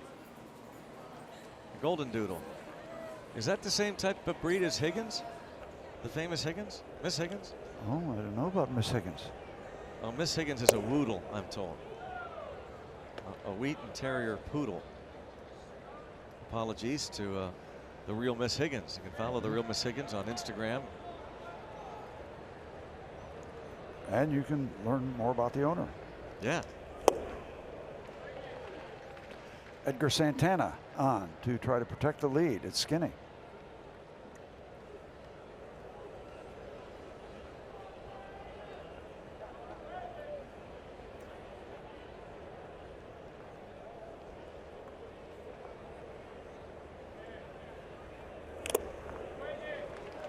Faces Chris Bryant, Anthony Rizzo, Wilson Contreras. Yeah, that's looking right down the barrel. The numbers for Edgar: very good ERA, under 2.5, couple wins, no losses, 22 innings. He has struck out 18, good control. He's only walked 4.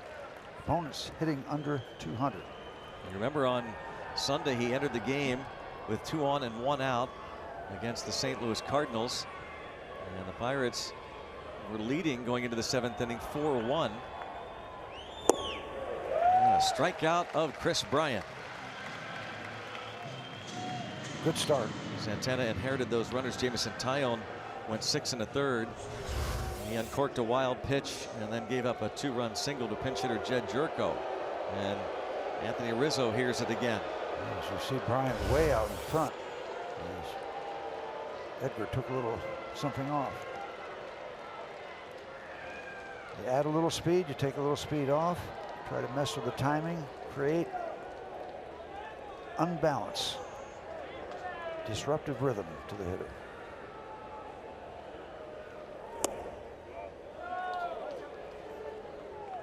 Got to get that ball for a strike. Got to get that call.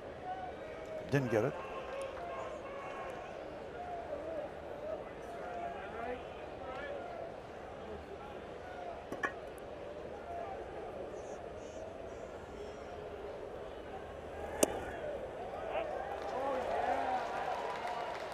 Should get that call and did.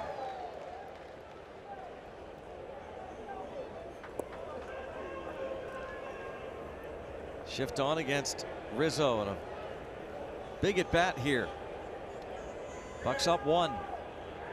Rizzo has doubled, popped up, and walked intentionally. And drives it deep to right. Anthony Rizzo, did he homer? We will wait and see. It looked as though that fan reached over that line to make that catch. A Cub fan reaching over. They're booing him more than Rizzo. You're calling it a home run for now, but almost immediately the umpiring crew headed toward the headsets. First, it'll be Clint Hurdle to ask for the review. From our vantage point, this angle, it looked as though he reached over to make that catch. He got that Bob Uecker seat, doesn't he? What do you think?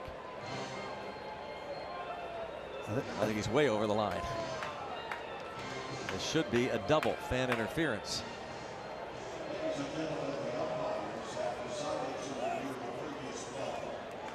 I don't know. Hope so.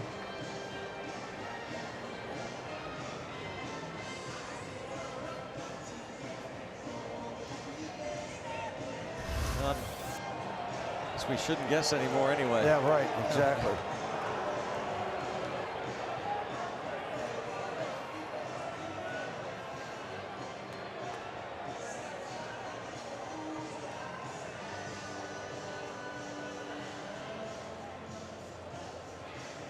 All you can do is wait. They've had a couple really good looks at it. Close call. Bottom line is Rizzo, he's either doubled or homered, and he is really a force. I'm never going to guess again.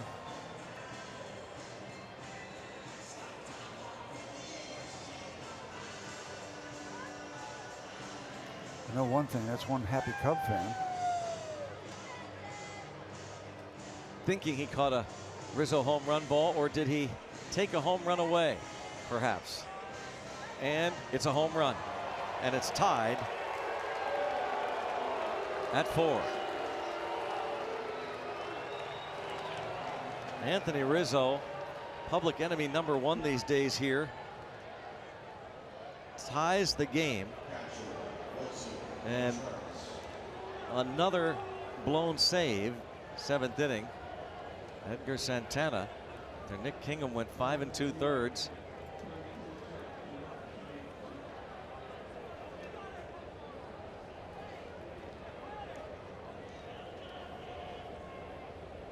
Now Wilson Contreras, and he lines it to right center.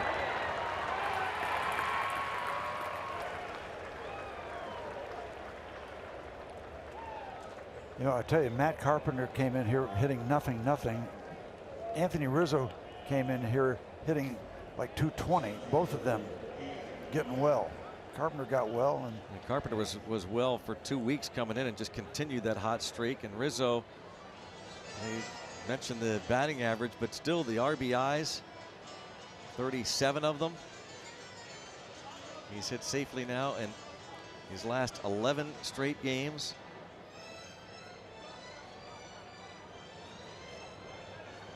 And the bullpen phone rings again. did a good job with Bryant, did Edgar Santana, but then the high fly ball to the short porch and right had just enough.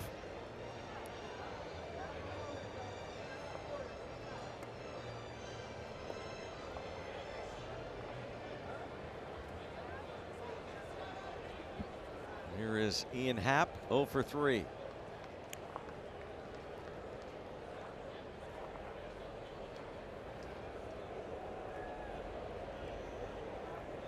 Back to square one as we play in the top of the 7th.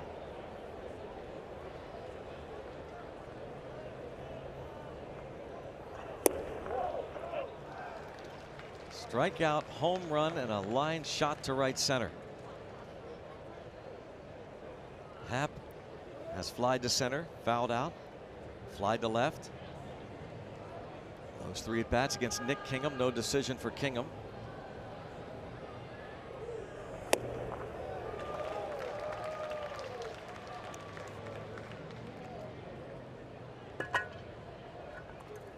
They have been booing Anthony Rizzo, but I don't know if he can match the response the Pirate fans have for Ryan Braun. Yeah, that's probably neck and neck right now. By the way, the Cardinals are slapping the Brewers around a little bit this evening. Driven toward left center field and deep, and Marte can't get there. Rodriguez gets to it quickly. Runner going to be waved home. Long throw for Mercer. Safe. And the Cubs take the lead on the half double.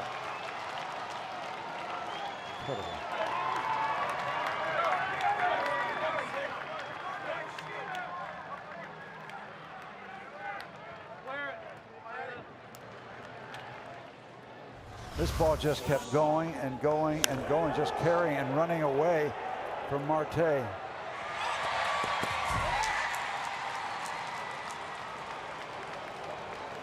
And Butterfield with a wave.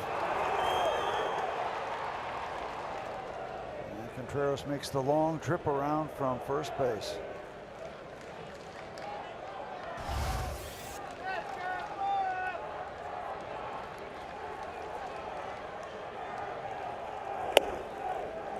Last 3 shots off of Edgar Santana after the strikeout.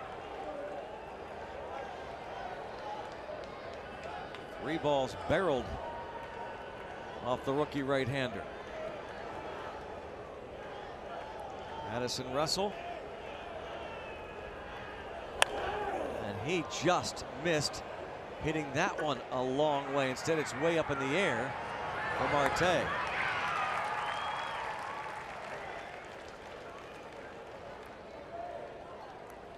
He's frustrated because he knew he had a chance to get a lot of it.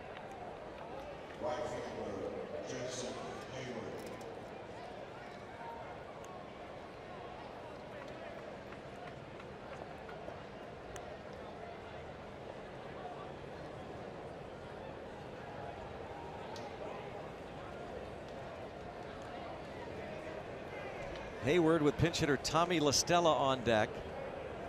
Carl Edwards Jr. loosens in the bullpen. 5-4 Cubs now lead it.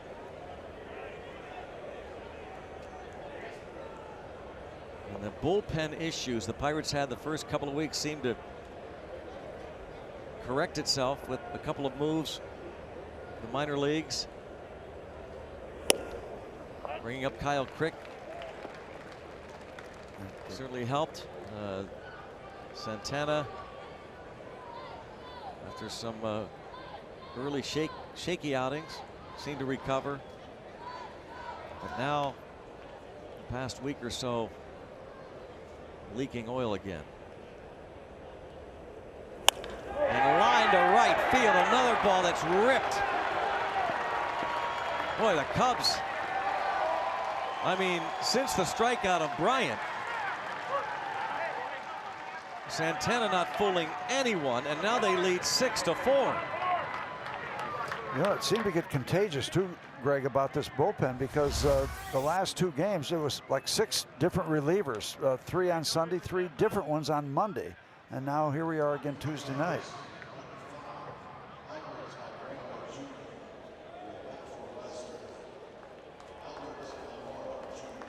Well, Tommy LaStella was in the on-deck circle, but now it's Albert Almora Jr., a right-handed hitter. LaStella, a lefty hitter. And now Clint Hurdle will call on Richard Rodriguez. I mean, Santana looked impressive with the strikeout of Bryant.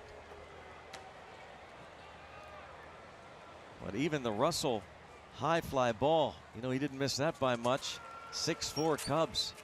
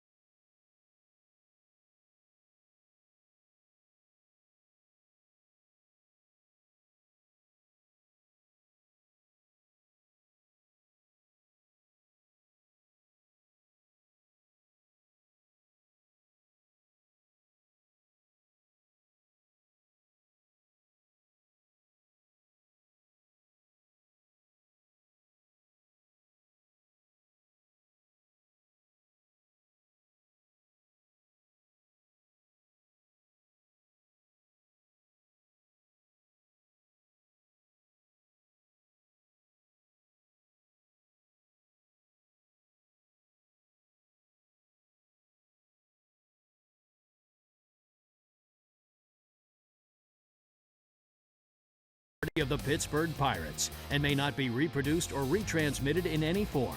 And the accounts and descriptions of this game may not be disseminated without the express written consent of the Pittsburgh Pirates. What has happened here? 6-4 Cubs. Edgar Santana has given up to this point 3 runs on 4 hits. John Lester now in line to get the win. Pirates were leading 3-0 through 4 innings. Lester helped himself with a couple of big hits. And now it's Richard Rodriguez.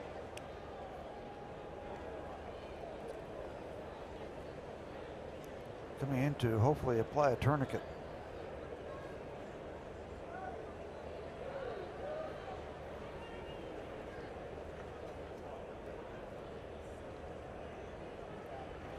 Albert Almora Jr. is pinch hitting.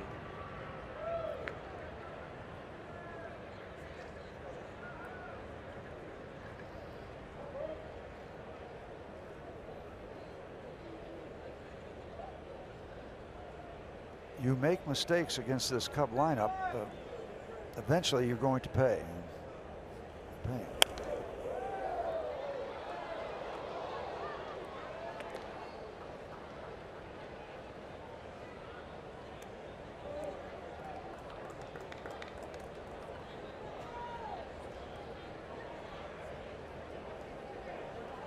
Albert Almora, who is in the top 10 in hitting in the National League. It's one of those old Craig Biggio type helmets. Pine tar all over. Corey Dickerson. Yeah. 0-2. He bats for Lester. Who gave up 4, but has a chance to pick up a W.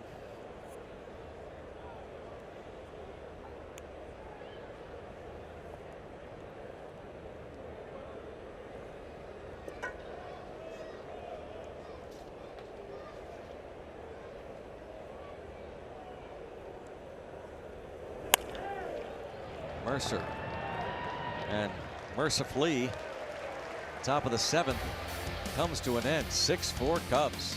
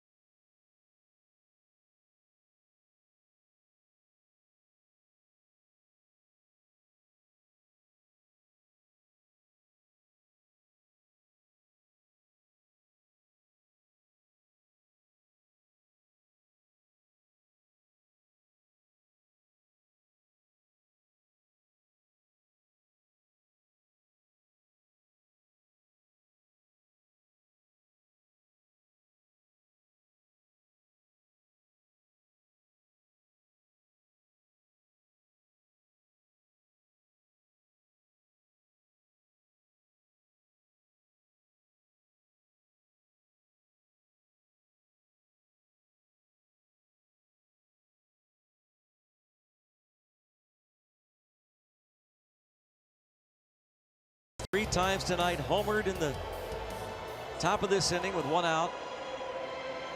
Tied the game at 4, and then 2 more.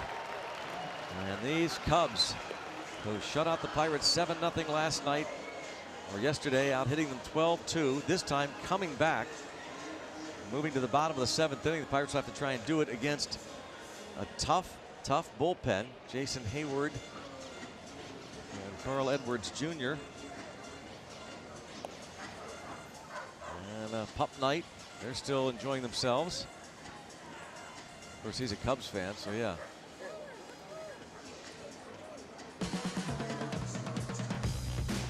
Point Park University. This tweet, photo of Border Happy Collie, maybe? Collie, yeah. Collie, regular Collie. Husky in the back there. Liking his present, Napoleon.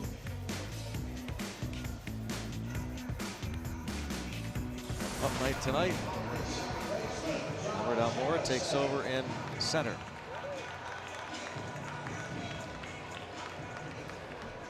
The skinny one, Carl Edwards Jr. Name sounds like a country western singer. he has not been hit around much, as you can see by the opponent batting average, under 200.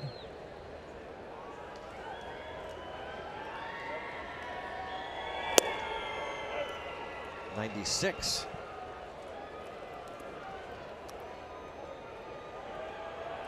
Well, there's no rule against the Pirates answering. Well,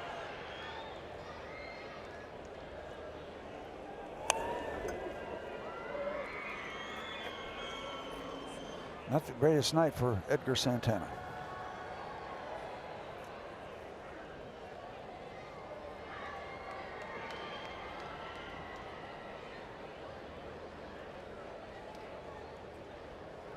Harrison 0 for 3 against Lester.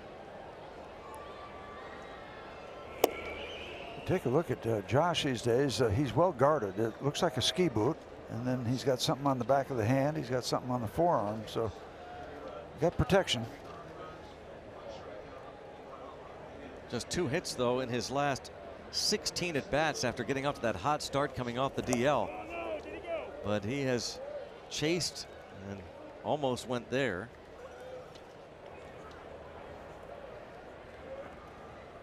He was 10 for his first 24.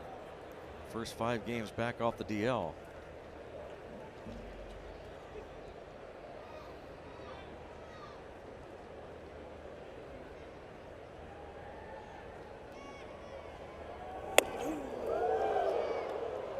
Buzzes him. Yeah. Former draft pick of the Cubs. Josh catching his breath.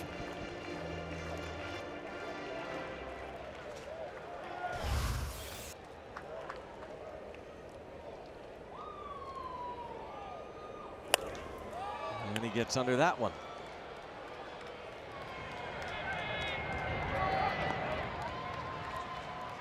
Addison Russell.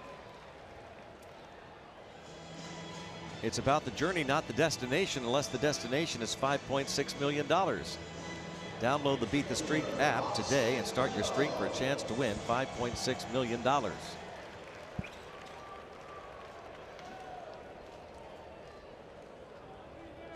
Here's Austin Meadows. Right now he's must-see TV. Austin Meadows.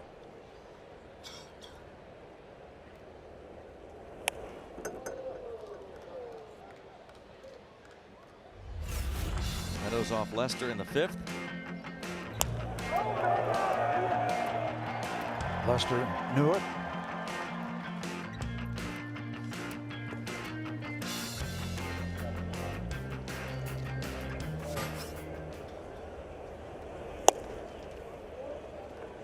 One ball, one strike on Meadows.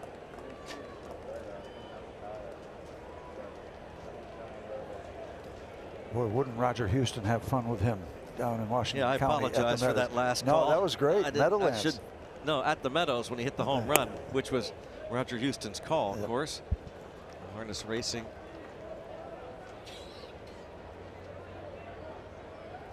And a tribute to Washington, PA, of course.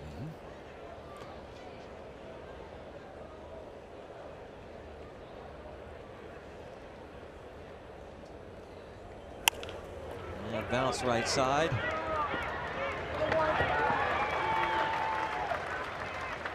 Zobrist making that play.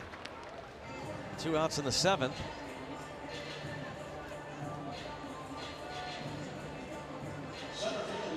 Here's Starling Marte.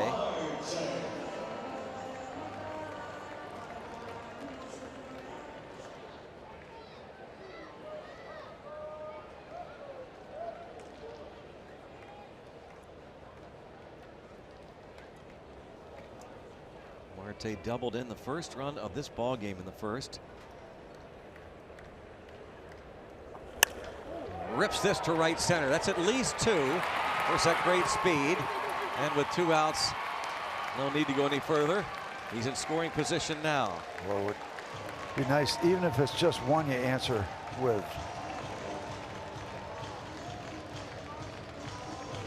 Second double of the game. Caught the gap perfectly. The ball out away, full arm extension. Yep. That's a pretty swing.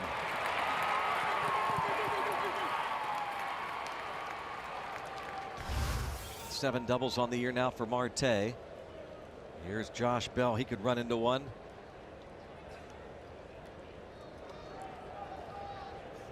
I kind of like that thought. Almost chased. You could hear, no, no, did he go? Mark Carlson then checking in with Bill Welke.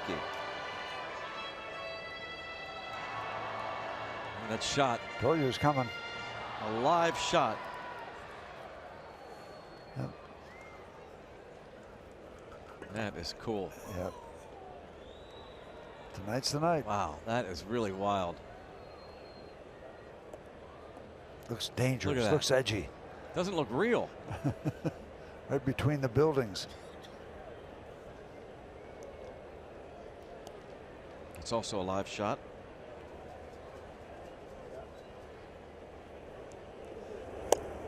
Lays off. Edwards has given up a couple home runs.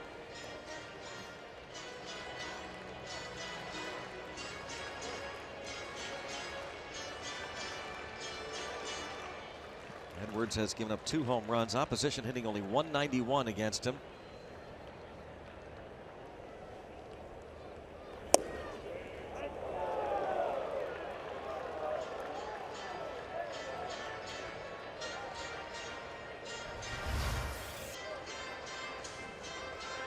What do you think Edwards weighs? Maybe $120? Maybe. Statcast on that. And now a conversation here. Yeah, Wilson Contreras. Contreras going to go out and ask him how much he weighs.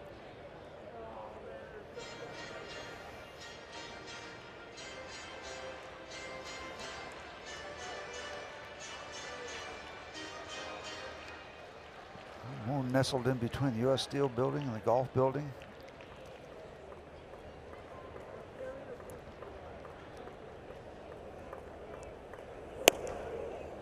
And now even, 2-2.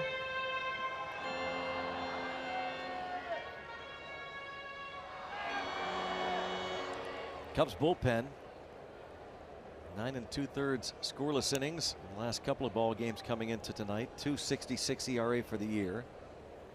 That's third in the majors. And a ground ball. And that is the third out of the 7th.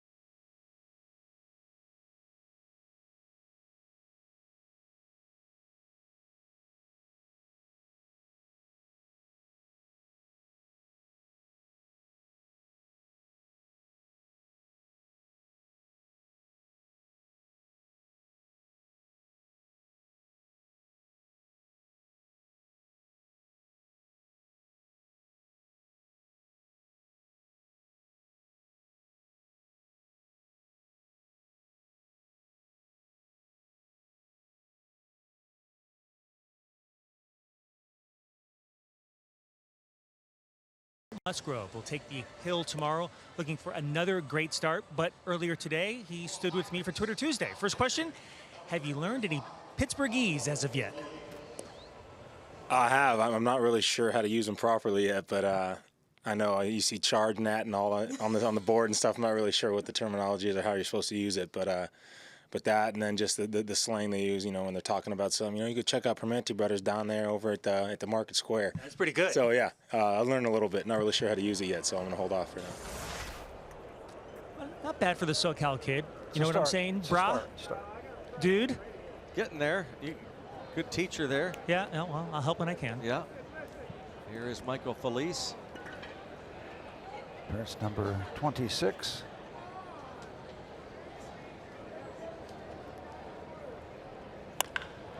Another hard hit. Ben Zobrist rips it into right. Zobrist, his second hit, and he leads off with a double.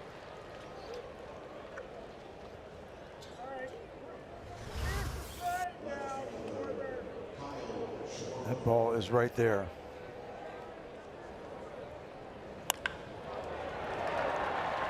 Looking for heat, getting it.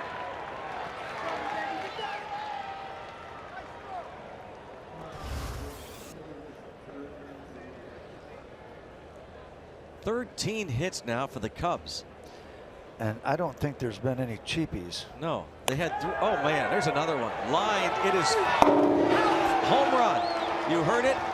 Kyle Schwarber hits one off the foul pole for his 10th home run, and the Cubs just absolutely blistering Pirates pitching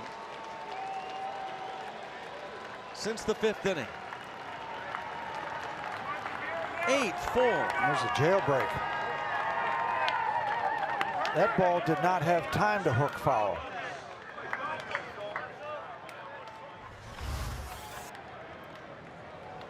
And that, see, these balls are right in the hitting zone. I mean, they're just not making pitches.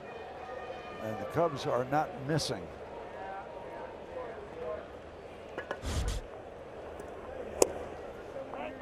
This is after the Cubs had 3 hits through the first 4 innings.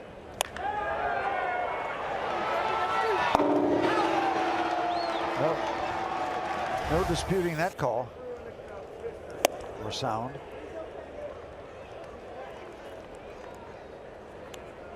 Boy, this late inning stuff for the last 3 games. Yeah, this is really bad. It's been a hemorrhage.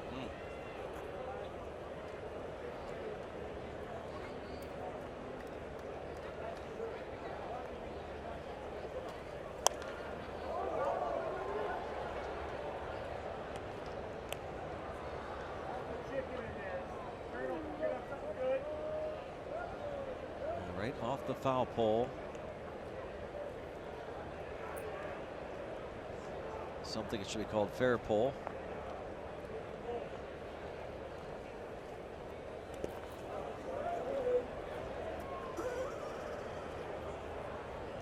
Now you really do have to start wondering about this Pirates bullpen now. Last 3 games. Last 3 games, and also going back to the late inning leads that they had going back to that San Diego game. Another drive to center field. Marte makes the catch. Chris Bryant.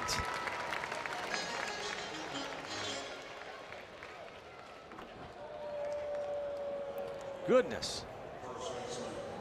We're almost calling the balls on the warning track routine catches. Warning track. Man of the hour.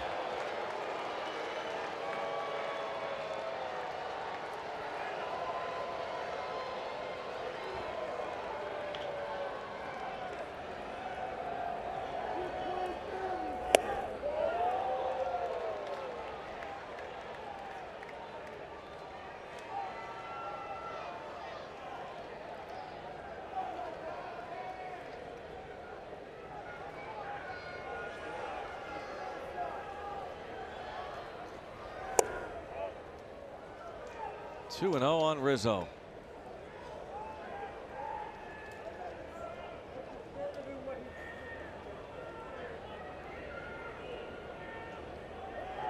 Rizzo has been hit by pitches 8 times this season. Chris Bryant 9, the most in the National League. And Rizzo takes ball 3 as he leans well over that plate. He gets hit a bunch.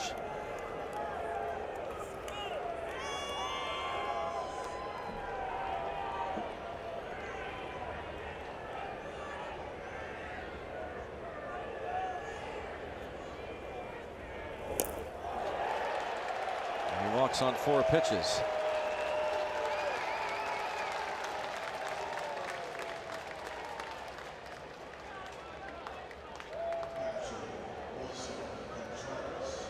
Wilson Contreras.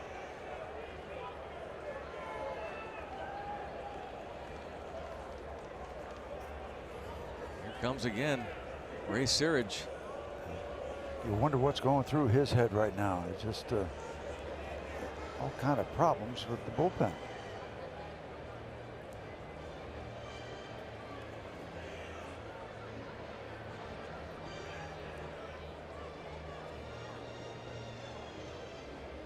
Get him to settle down. Double homer, line drive to the wall, 4-pitch walk to Rizzo. You wonder what when your pitchers are going through this kind of. What do you go out and tell them? Yeah. Other than you got to make better pitches.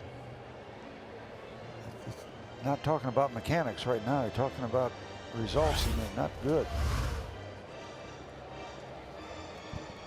As you enjoy a Miller Lite, look forward to the hold true moment later in tonight's game.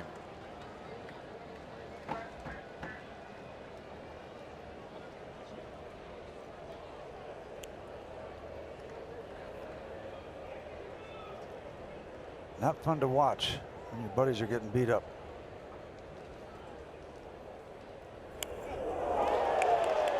And Contreras applauding. So was that intentional, you think? The applauding was. I don't know. Exactly, we don't know. There's no way to know. Now Madden thinks. See if there's a warning. Asking Mark Carlson. Oh, pinch hitter for Happ will be, or Edwards will be Baez. What is he applauding?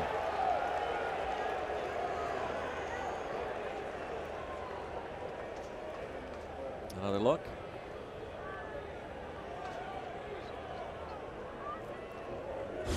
Well, this got nothing to do with yesterday, but eventually when you're getting hit like this, I mean, you got to let somebody know you're out there.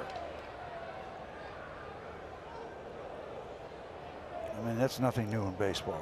Second time Contreras was hit tonight. First time was in the first inning against Nick Kingham, and as we said, informal poll, most people believed it was accidental.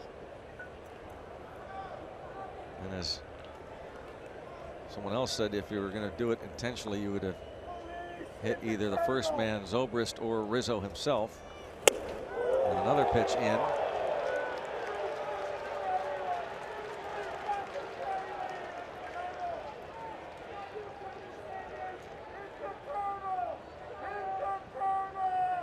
Javier Baez. And now what do we have? The head trainer now going to come out, Brian Housen, check on Felice. And you wonder if that's what prompted the trip up by Ray to check on his health. Are you okay?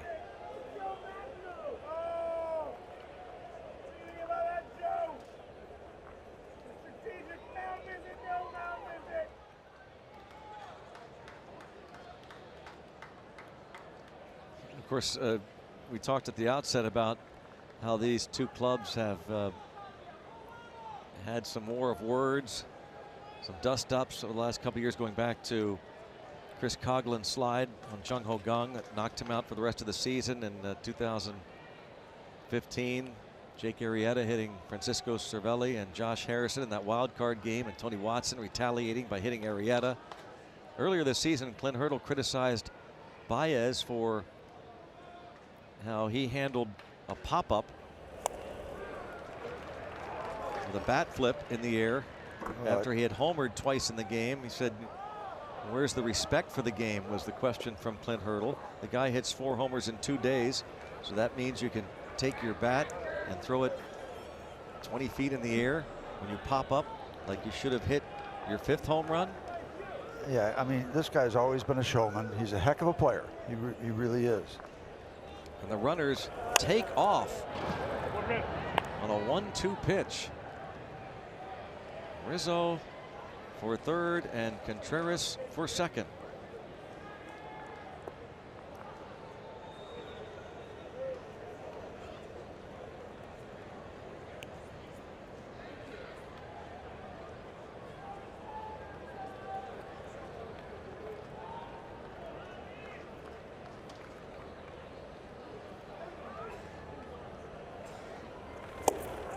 Look at that swing.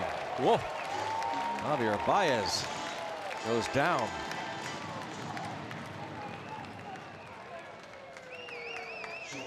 Well, you get a lot of that from Baez. That's simple as that. Baez leads the National League with 42 home runs. RBIs. Oh, I'm sorry. Yeah. Not yet. That swing Yeah, can that's create right. 42. 42 RBIs. But he does also, he's among the league leaders in home runs with 13. Bryce Harper hit his league leading 17th tonight. Now Addison Russell.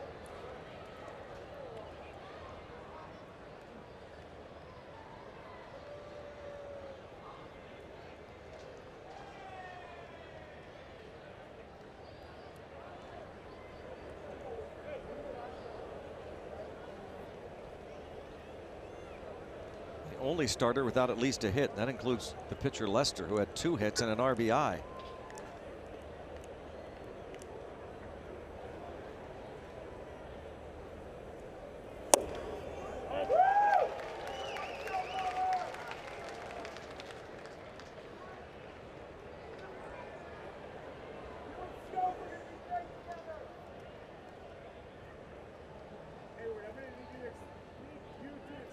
Kyle Schwarber, a 2-run homer in this 8th inning. And there's a line shot to the first baseman.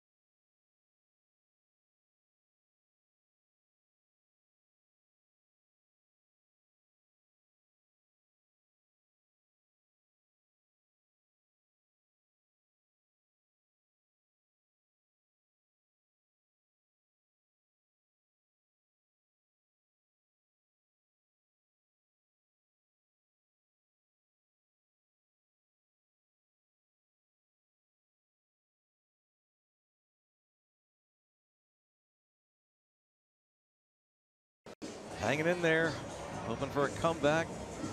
Changes for Chicago as Ben Zobrist started the game at 2nd base. He is out in left. Javier Baez stays in the game. He is at 2nd. And Steve Cishek takes over on the mound. Edwards goes an inning, gives up the double to Marte, but the Pirates do not score.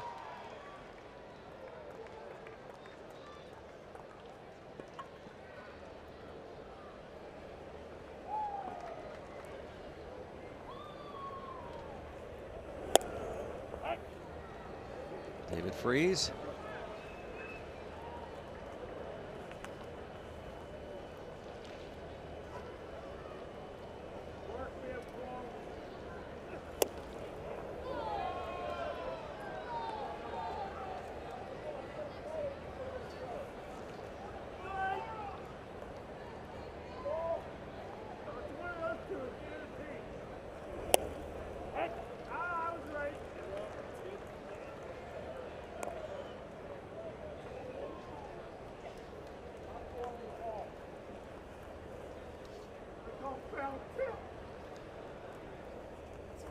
Crazy look. A delivery from the veteran Steve Cishek.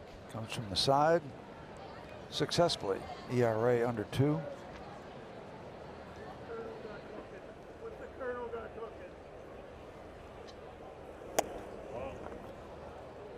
Kind of that crossfire delivery.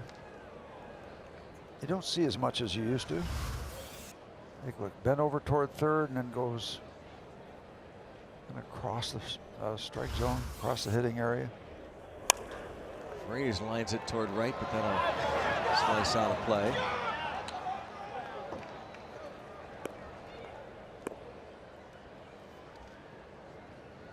He is 1 for 3. Josh Harrison. Bucks. Really frustrating times right now. And down on strikes goes Freese.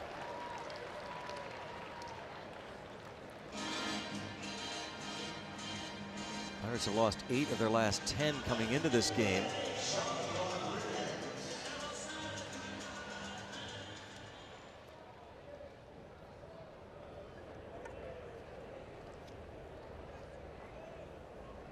Just a couple of weeks ago, they were in first place in the division. Now, play began tonight. They were 6 back. Cubs 4.5 back of the Brewers. Thank goodness they're getting beat by the Cardinals in the 7th inning, 5-0.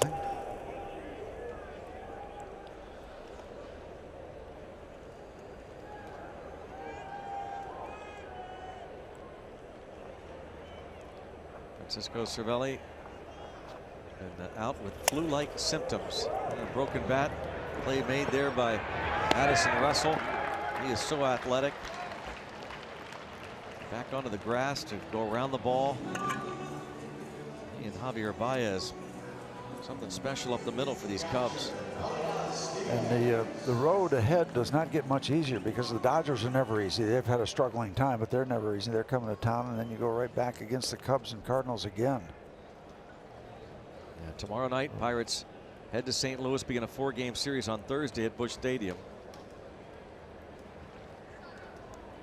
And then return home against the Dodgers.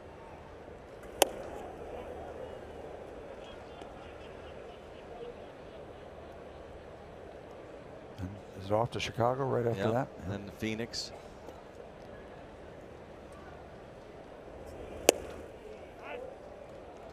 Elias Díaz homered to start the 2nd inning, gave the Pirates a 3-0 lead.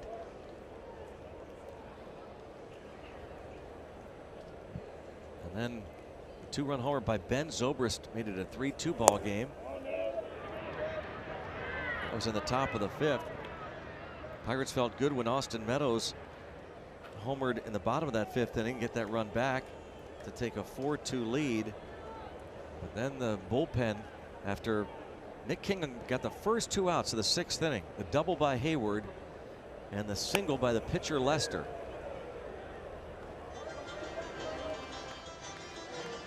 So Clint Hurdle called on Tyler Glasnow. Didn't want Kingham to face the Cubs a 4th time, and Glasnow, after walking Zobrist, struck out Kyle Schwarber. The only 2 batters he faced. Edgar Santana in the 7th after a strikeout of Bryant. Gave up 3 runs. Home run by Rizzo. RBI double by Ian Happ. Hayward singled in a run. You just saw Michael Felice get hit hard. 2 more.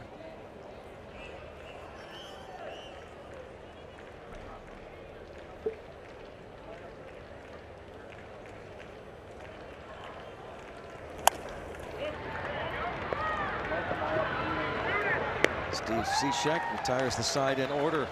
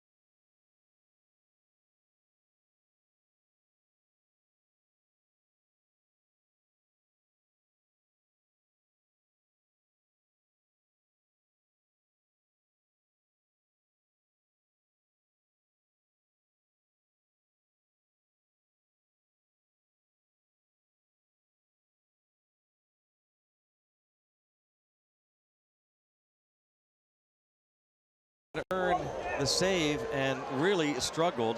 3rd straight blown save.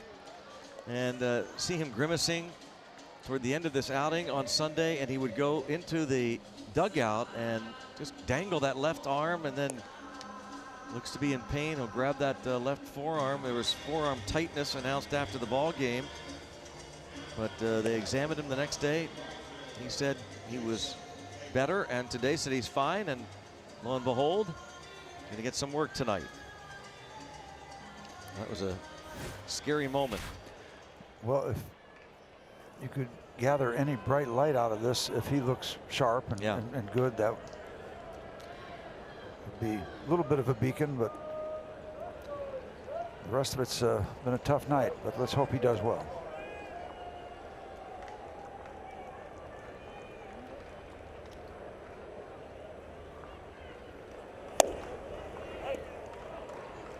Look at that velocity, no problem. 99, that's good. And right on the edge. Yeah. Jason Hayward. Nothing wrong with that. Look like a couple I'll show you deliveries. Yeah, show you I'm fine. Yep.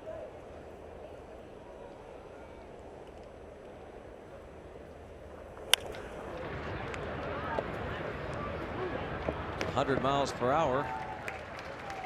Hayward able to pull it weakly to first.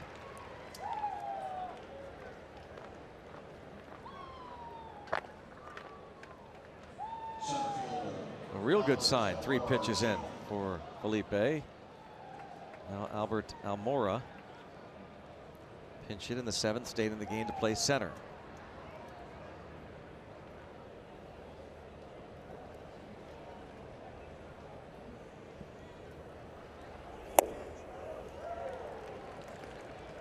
Shout out to Bridget Urey and Mike Dornick.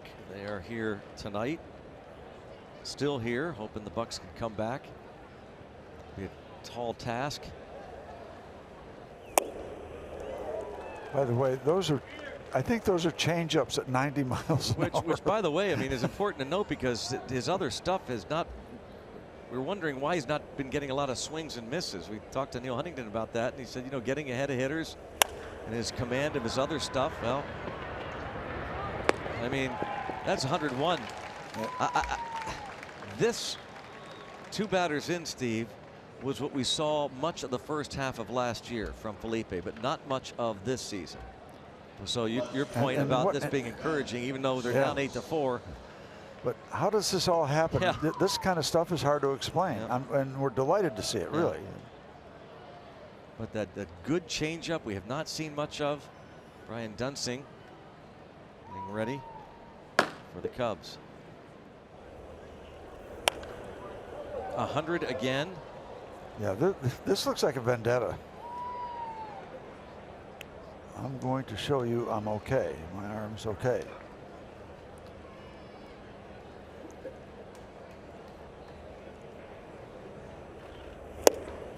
Again, I mean, this is the stuff. We have not seen many strikeouts from him, not many swings and misses. Here's that changeup again. At 90 miles an hour. Maybe just needed to shake that forearm a little bit. Yeah. 101. Yeah. Yeah. This is the unhittable Rivero. How about this, Steve? His top velocity this season entering tonight was 99.5, and we've already seen how many? 4 or 5 over 100.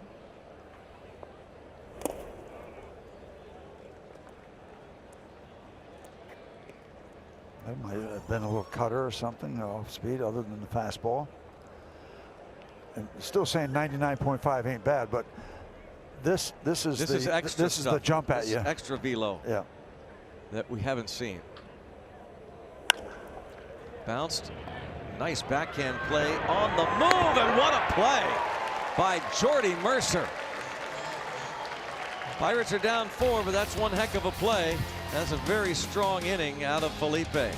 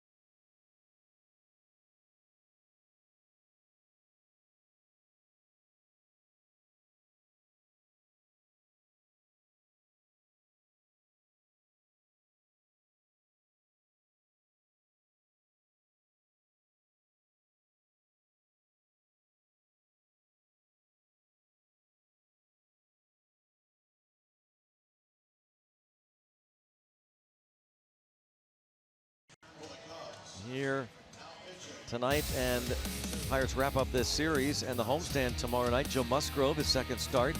Cal Hendricks goes for the Cubs. Coverage on AT&T Sportsnet at 6:30. Pirates pregame presented by WB Mason. There's Cal Hendricks.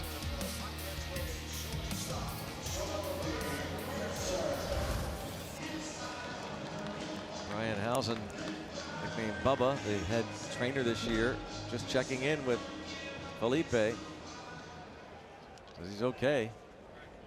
It sure looked okay. 5 of the 11 pitches thrown 100 miles per hour and higher. Brian Dunsing. Look at that batting average against, just 164. First pitch swinging by Mercer is a fly ball to Almora. You kind of see these first 2 games of the Cubs and you're thinking they're just 28 and 22. They struggled early.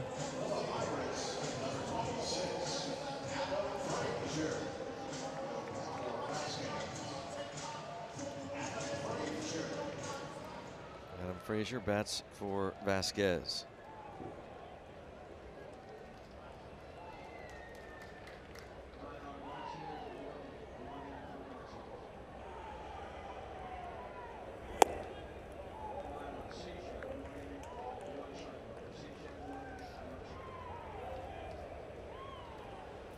Very promising start for the Bucks as they scored early, 3-0 lead.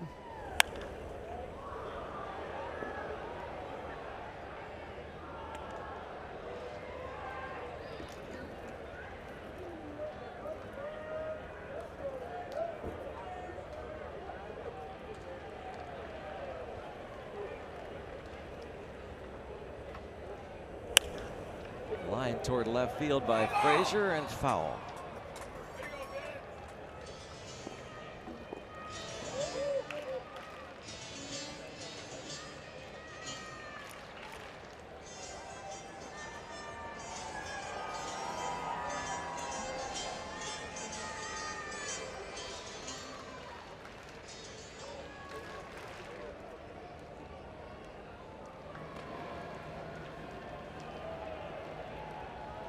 Closer, just in case.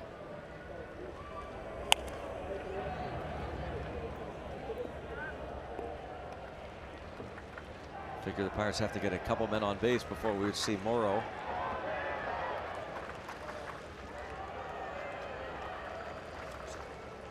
He has 11 and a 1.04 ERA.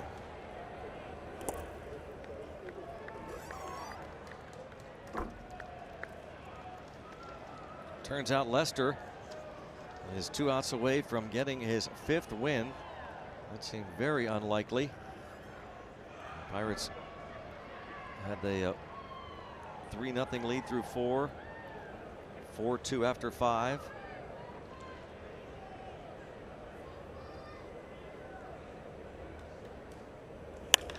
Another line drive toward the line and left, and nice work there from Frazier to battle the lefty. And a 1-out single for the pinch hitter.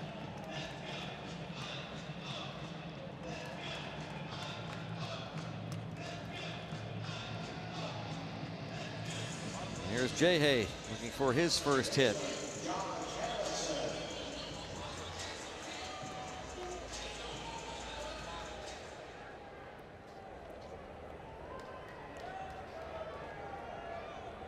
Oh, for his last 12 since his 8th inning RBI single Friday night against the Cardinals here. And a base hit.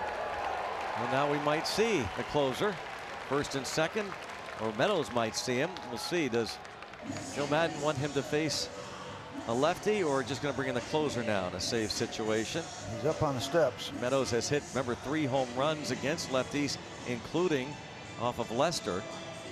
And he's ready, says Jim Hickey, the pitching coach. So Brandon Morrow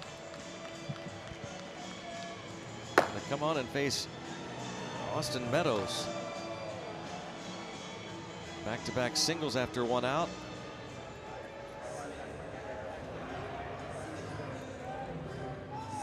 Dunsing giving up hits to Frazier and Harrison. So we'll see. Meadows, then Marte, maybe Bell.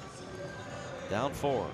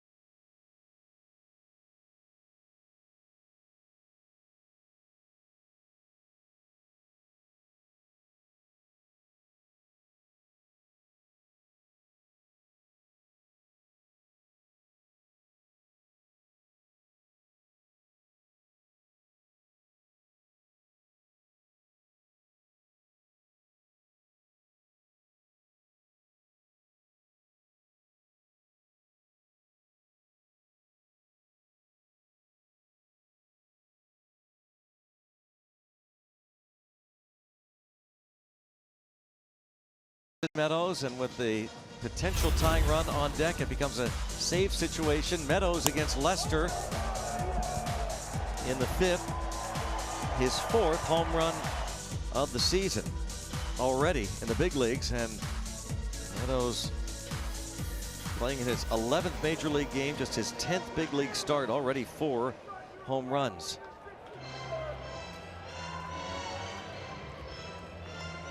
Morrow. Yeah, against a tough one.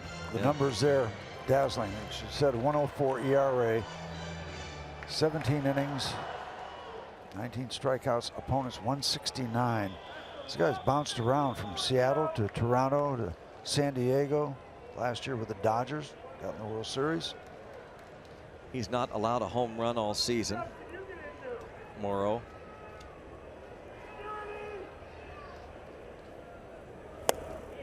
Strike one. And imagine what Meadows here. Pretty remarkable what he's done already against some of the top pitchers in the league. And now he's facing Brandon Morrow.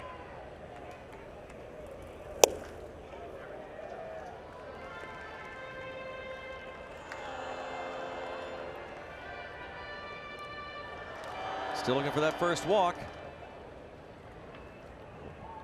We can live with that very comfortably right now. Morrow has allowed 6 walks.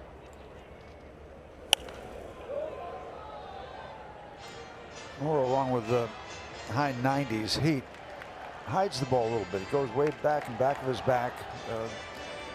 Got to be looking for the release as you watch the swing of Ryan Meadows. Want that one back.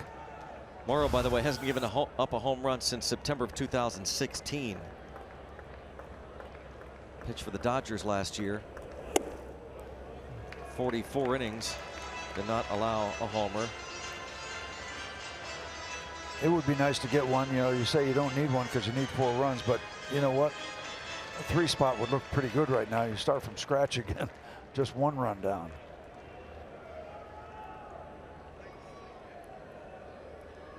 33-year-old Brandon Morrow facing the 23-year-old Austin Meadows.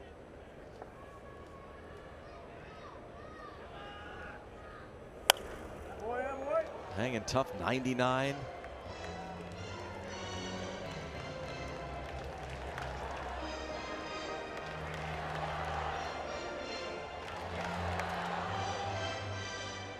Corey Dickerson still available. Colin Moran pinch hit and struck out in the 6th. Now it's Austin Meadows against Brandon Morrow. He's trying to save it for Lester. 3-2. Good take. Man. Didn't walk much in the minors this year either. 7 walks for Meadows at AAA Indianapolis.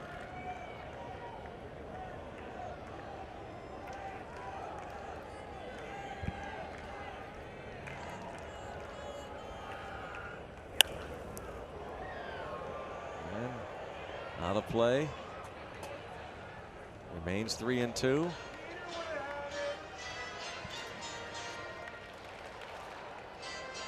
Austin Meadows, his 5th at bat of this ball game, has doubled and homered, struck out and grounded out. All of 40 major league at bats, 17 hits.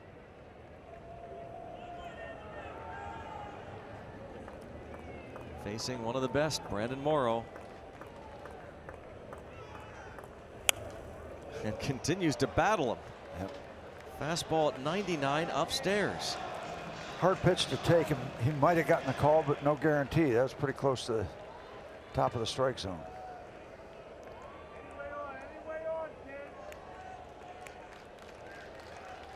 Morrow has appeared in over 300 major league games.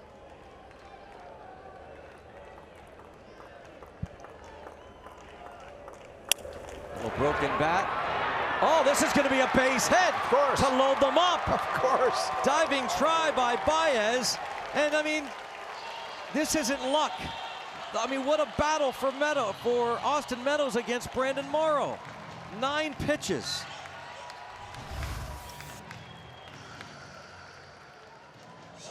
Try to bring the breaking ball in just over the glove of Morrow and then off the glove of Baez. Would have been a sensational grab by Baez. But you're not going to get Austin Meadows out. I mean, it's unbelievable how he's battled in the big leagues. A great at bat. And now Marte with one swing could tie it up. But again, no home runs for Morrow since 2016.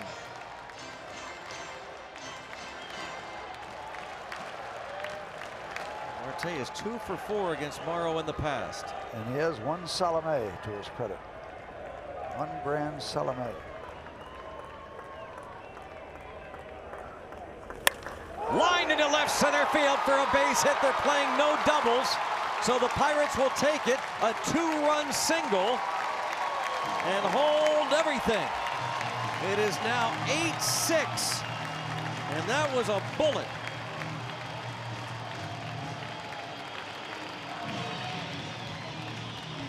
Marte's 3rd hit of the game. Scores Frazier and Harrison. It's interesting. Very interesting. No doubt about this one. This is going to be a base hit, as Greg said. They're playing deep, but that was in the gap. And hope springs eternal. Down a pair now with Josh Bell, who's had success in his young career against these Cubs, starting with his major league debut.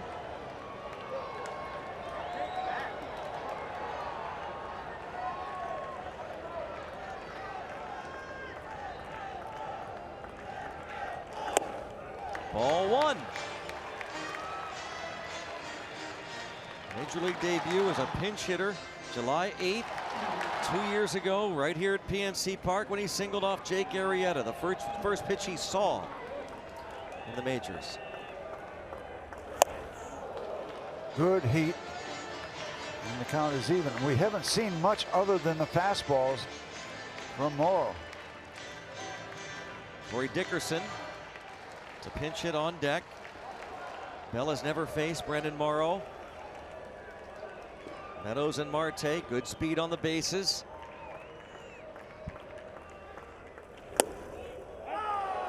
Strike, it's 1 and 2.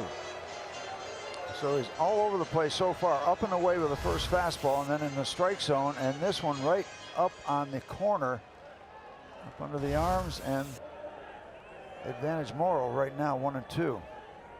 Still all fastballs. Want it upstairs again?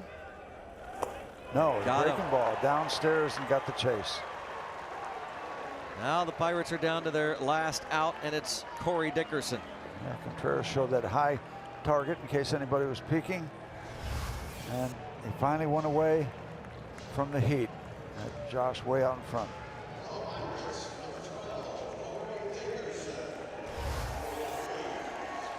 Morrow now 1 out away from getting his 12th save.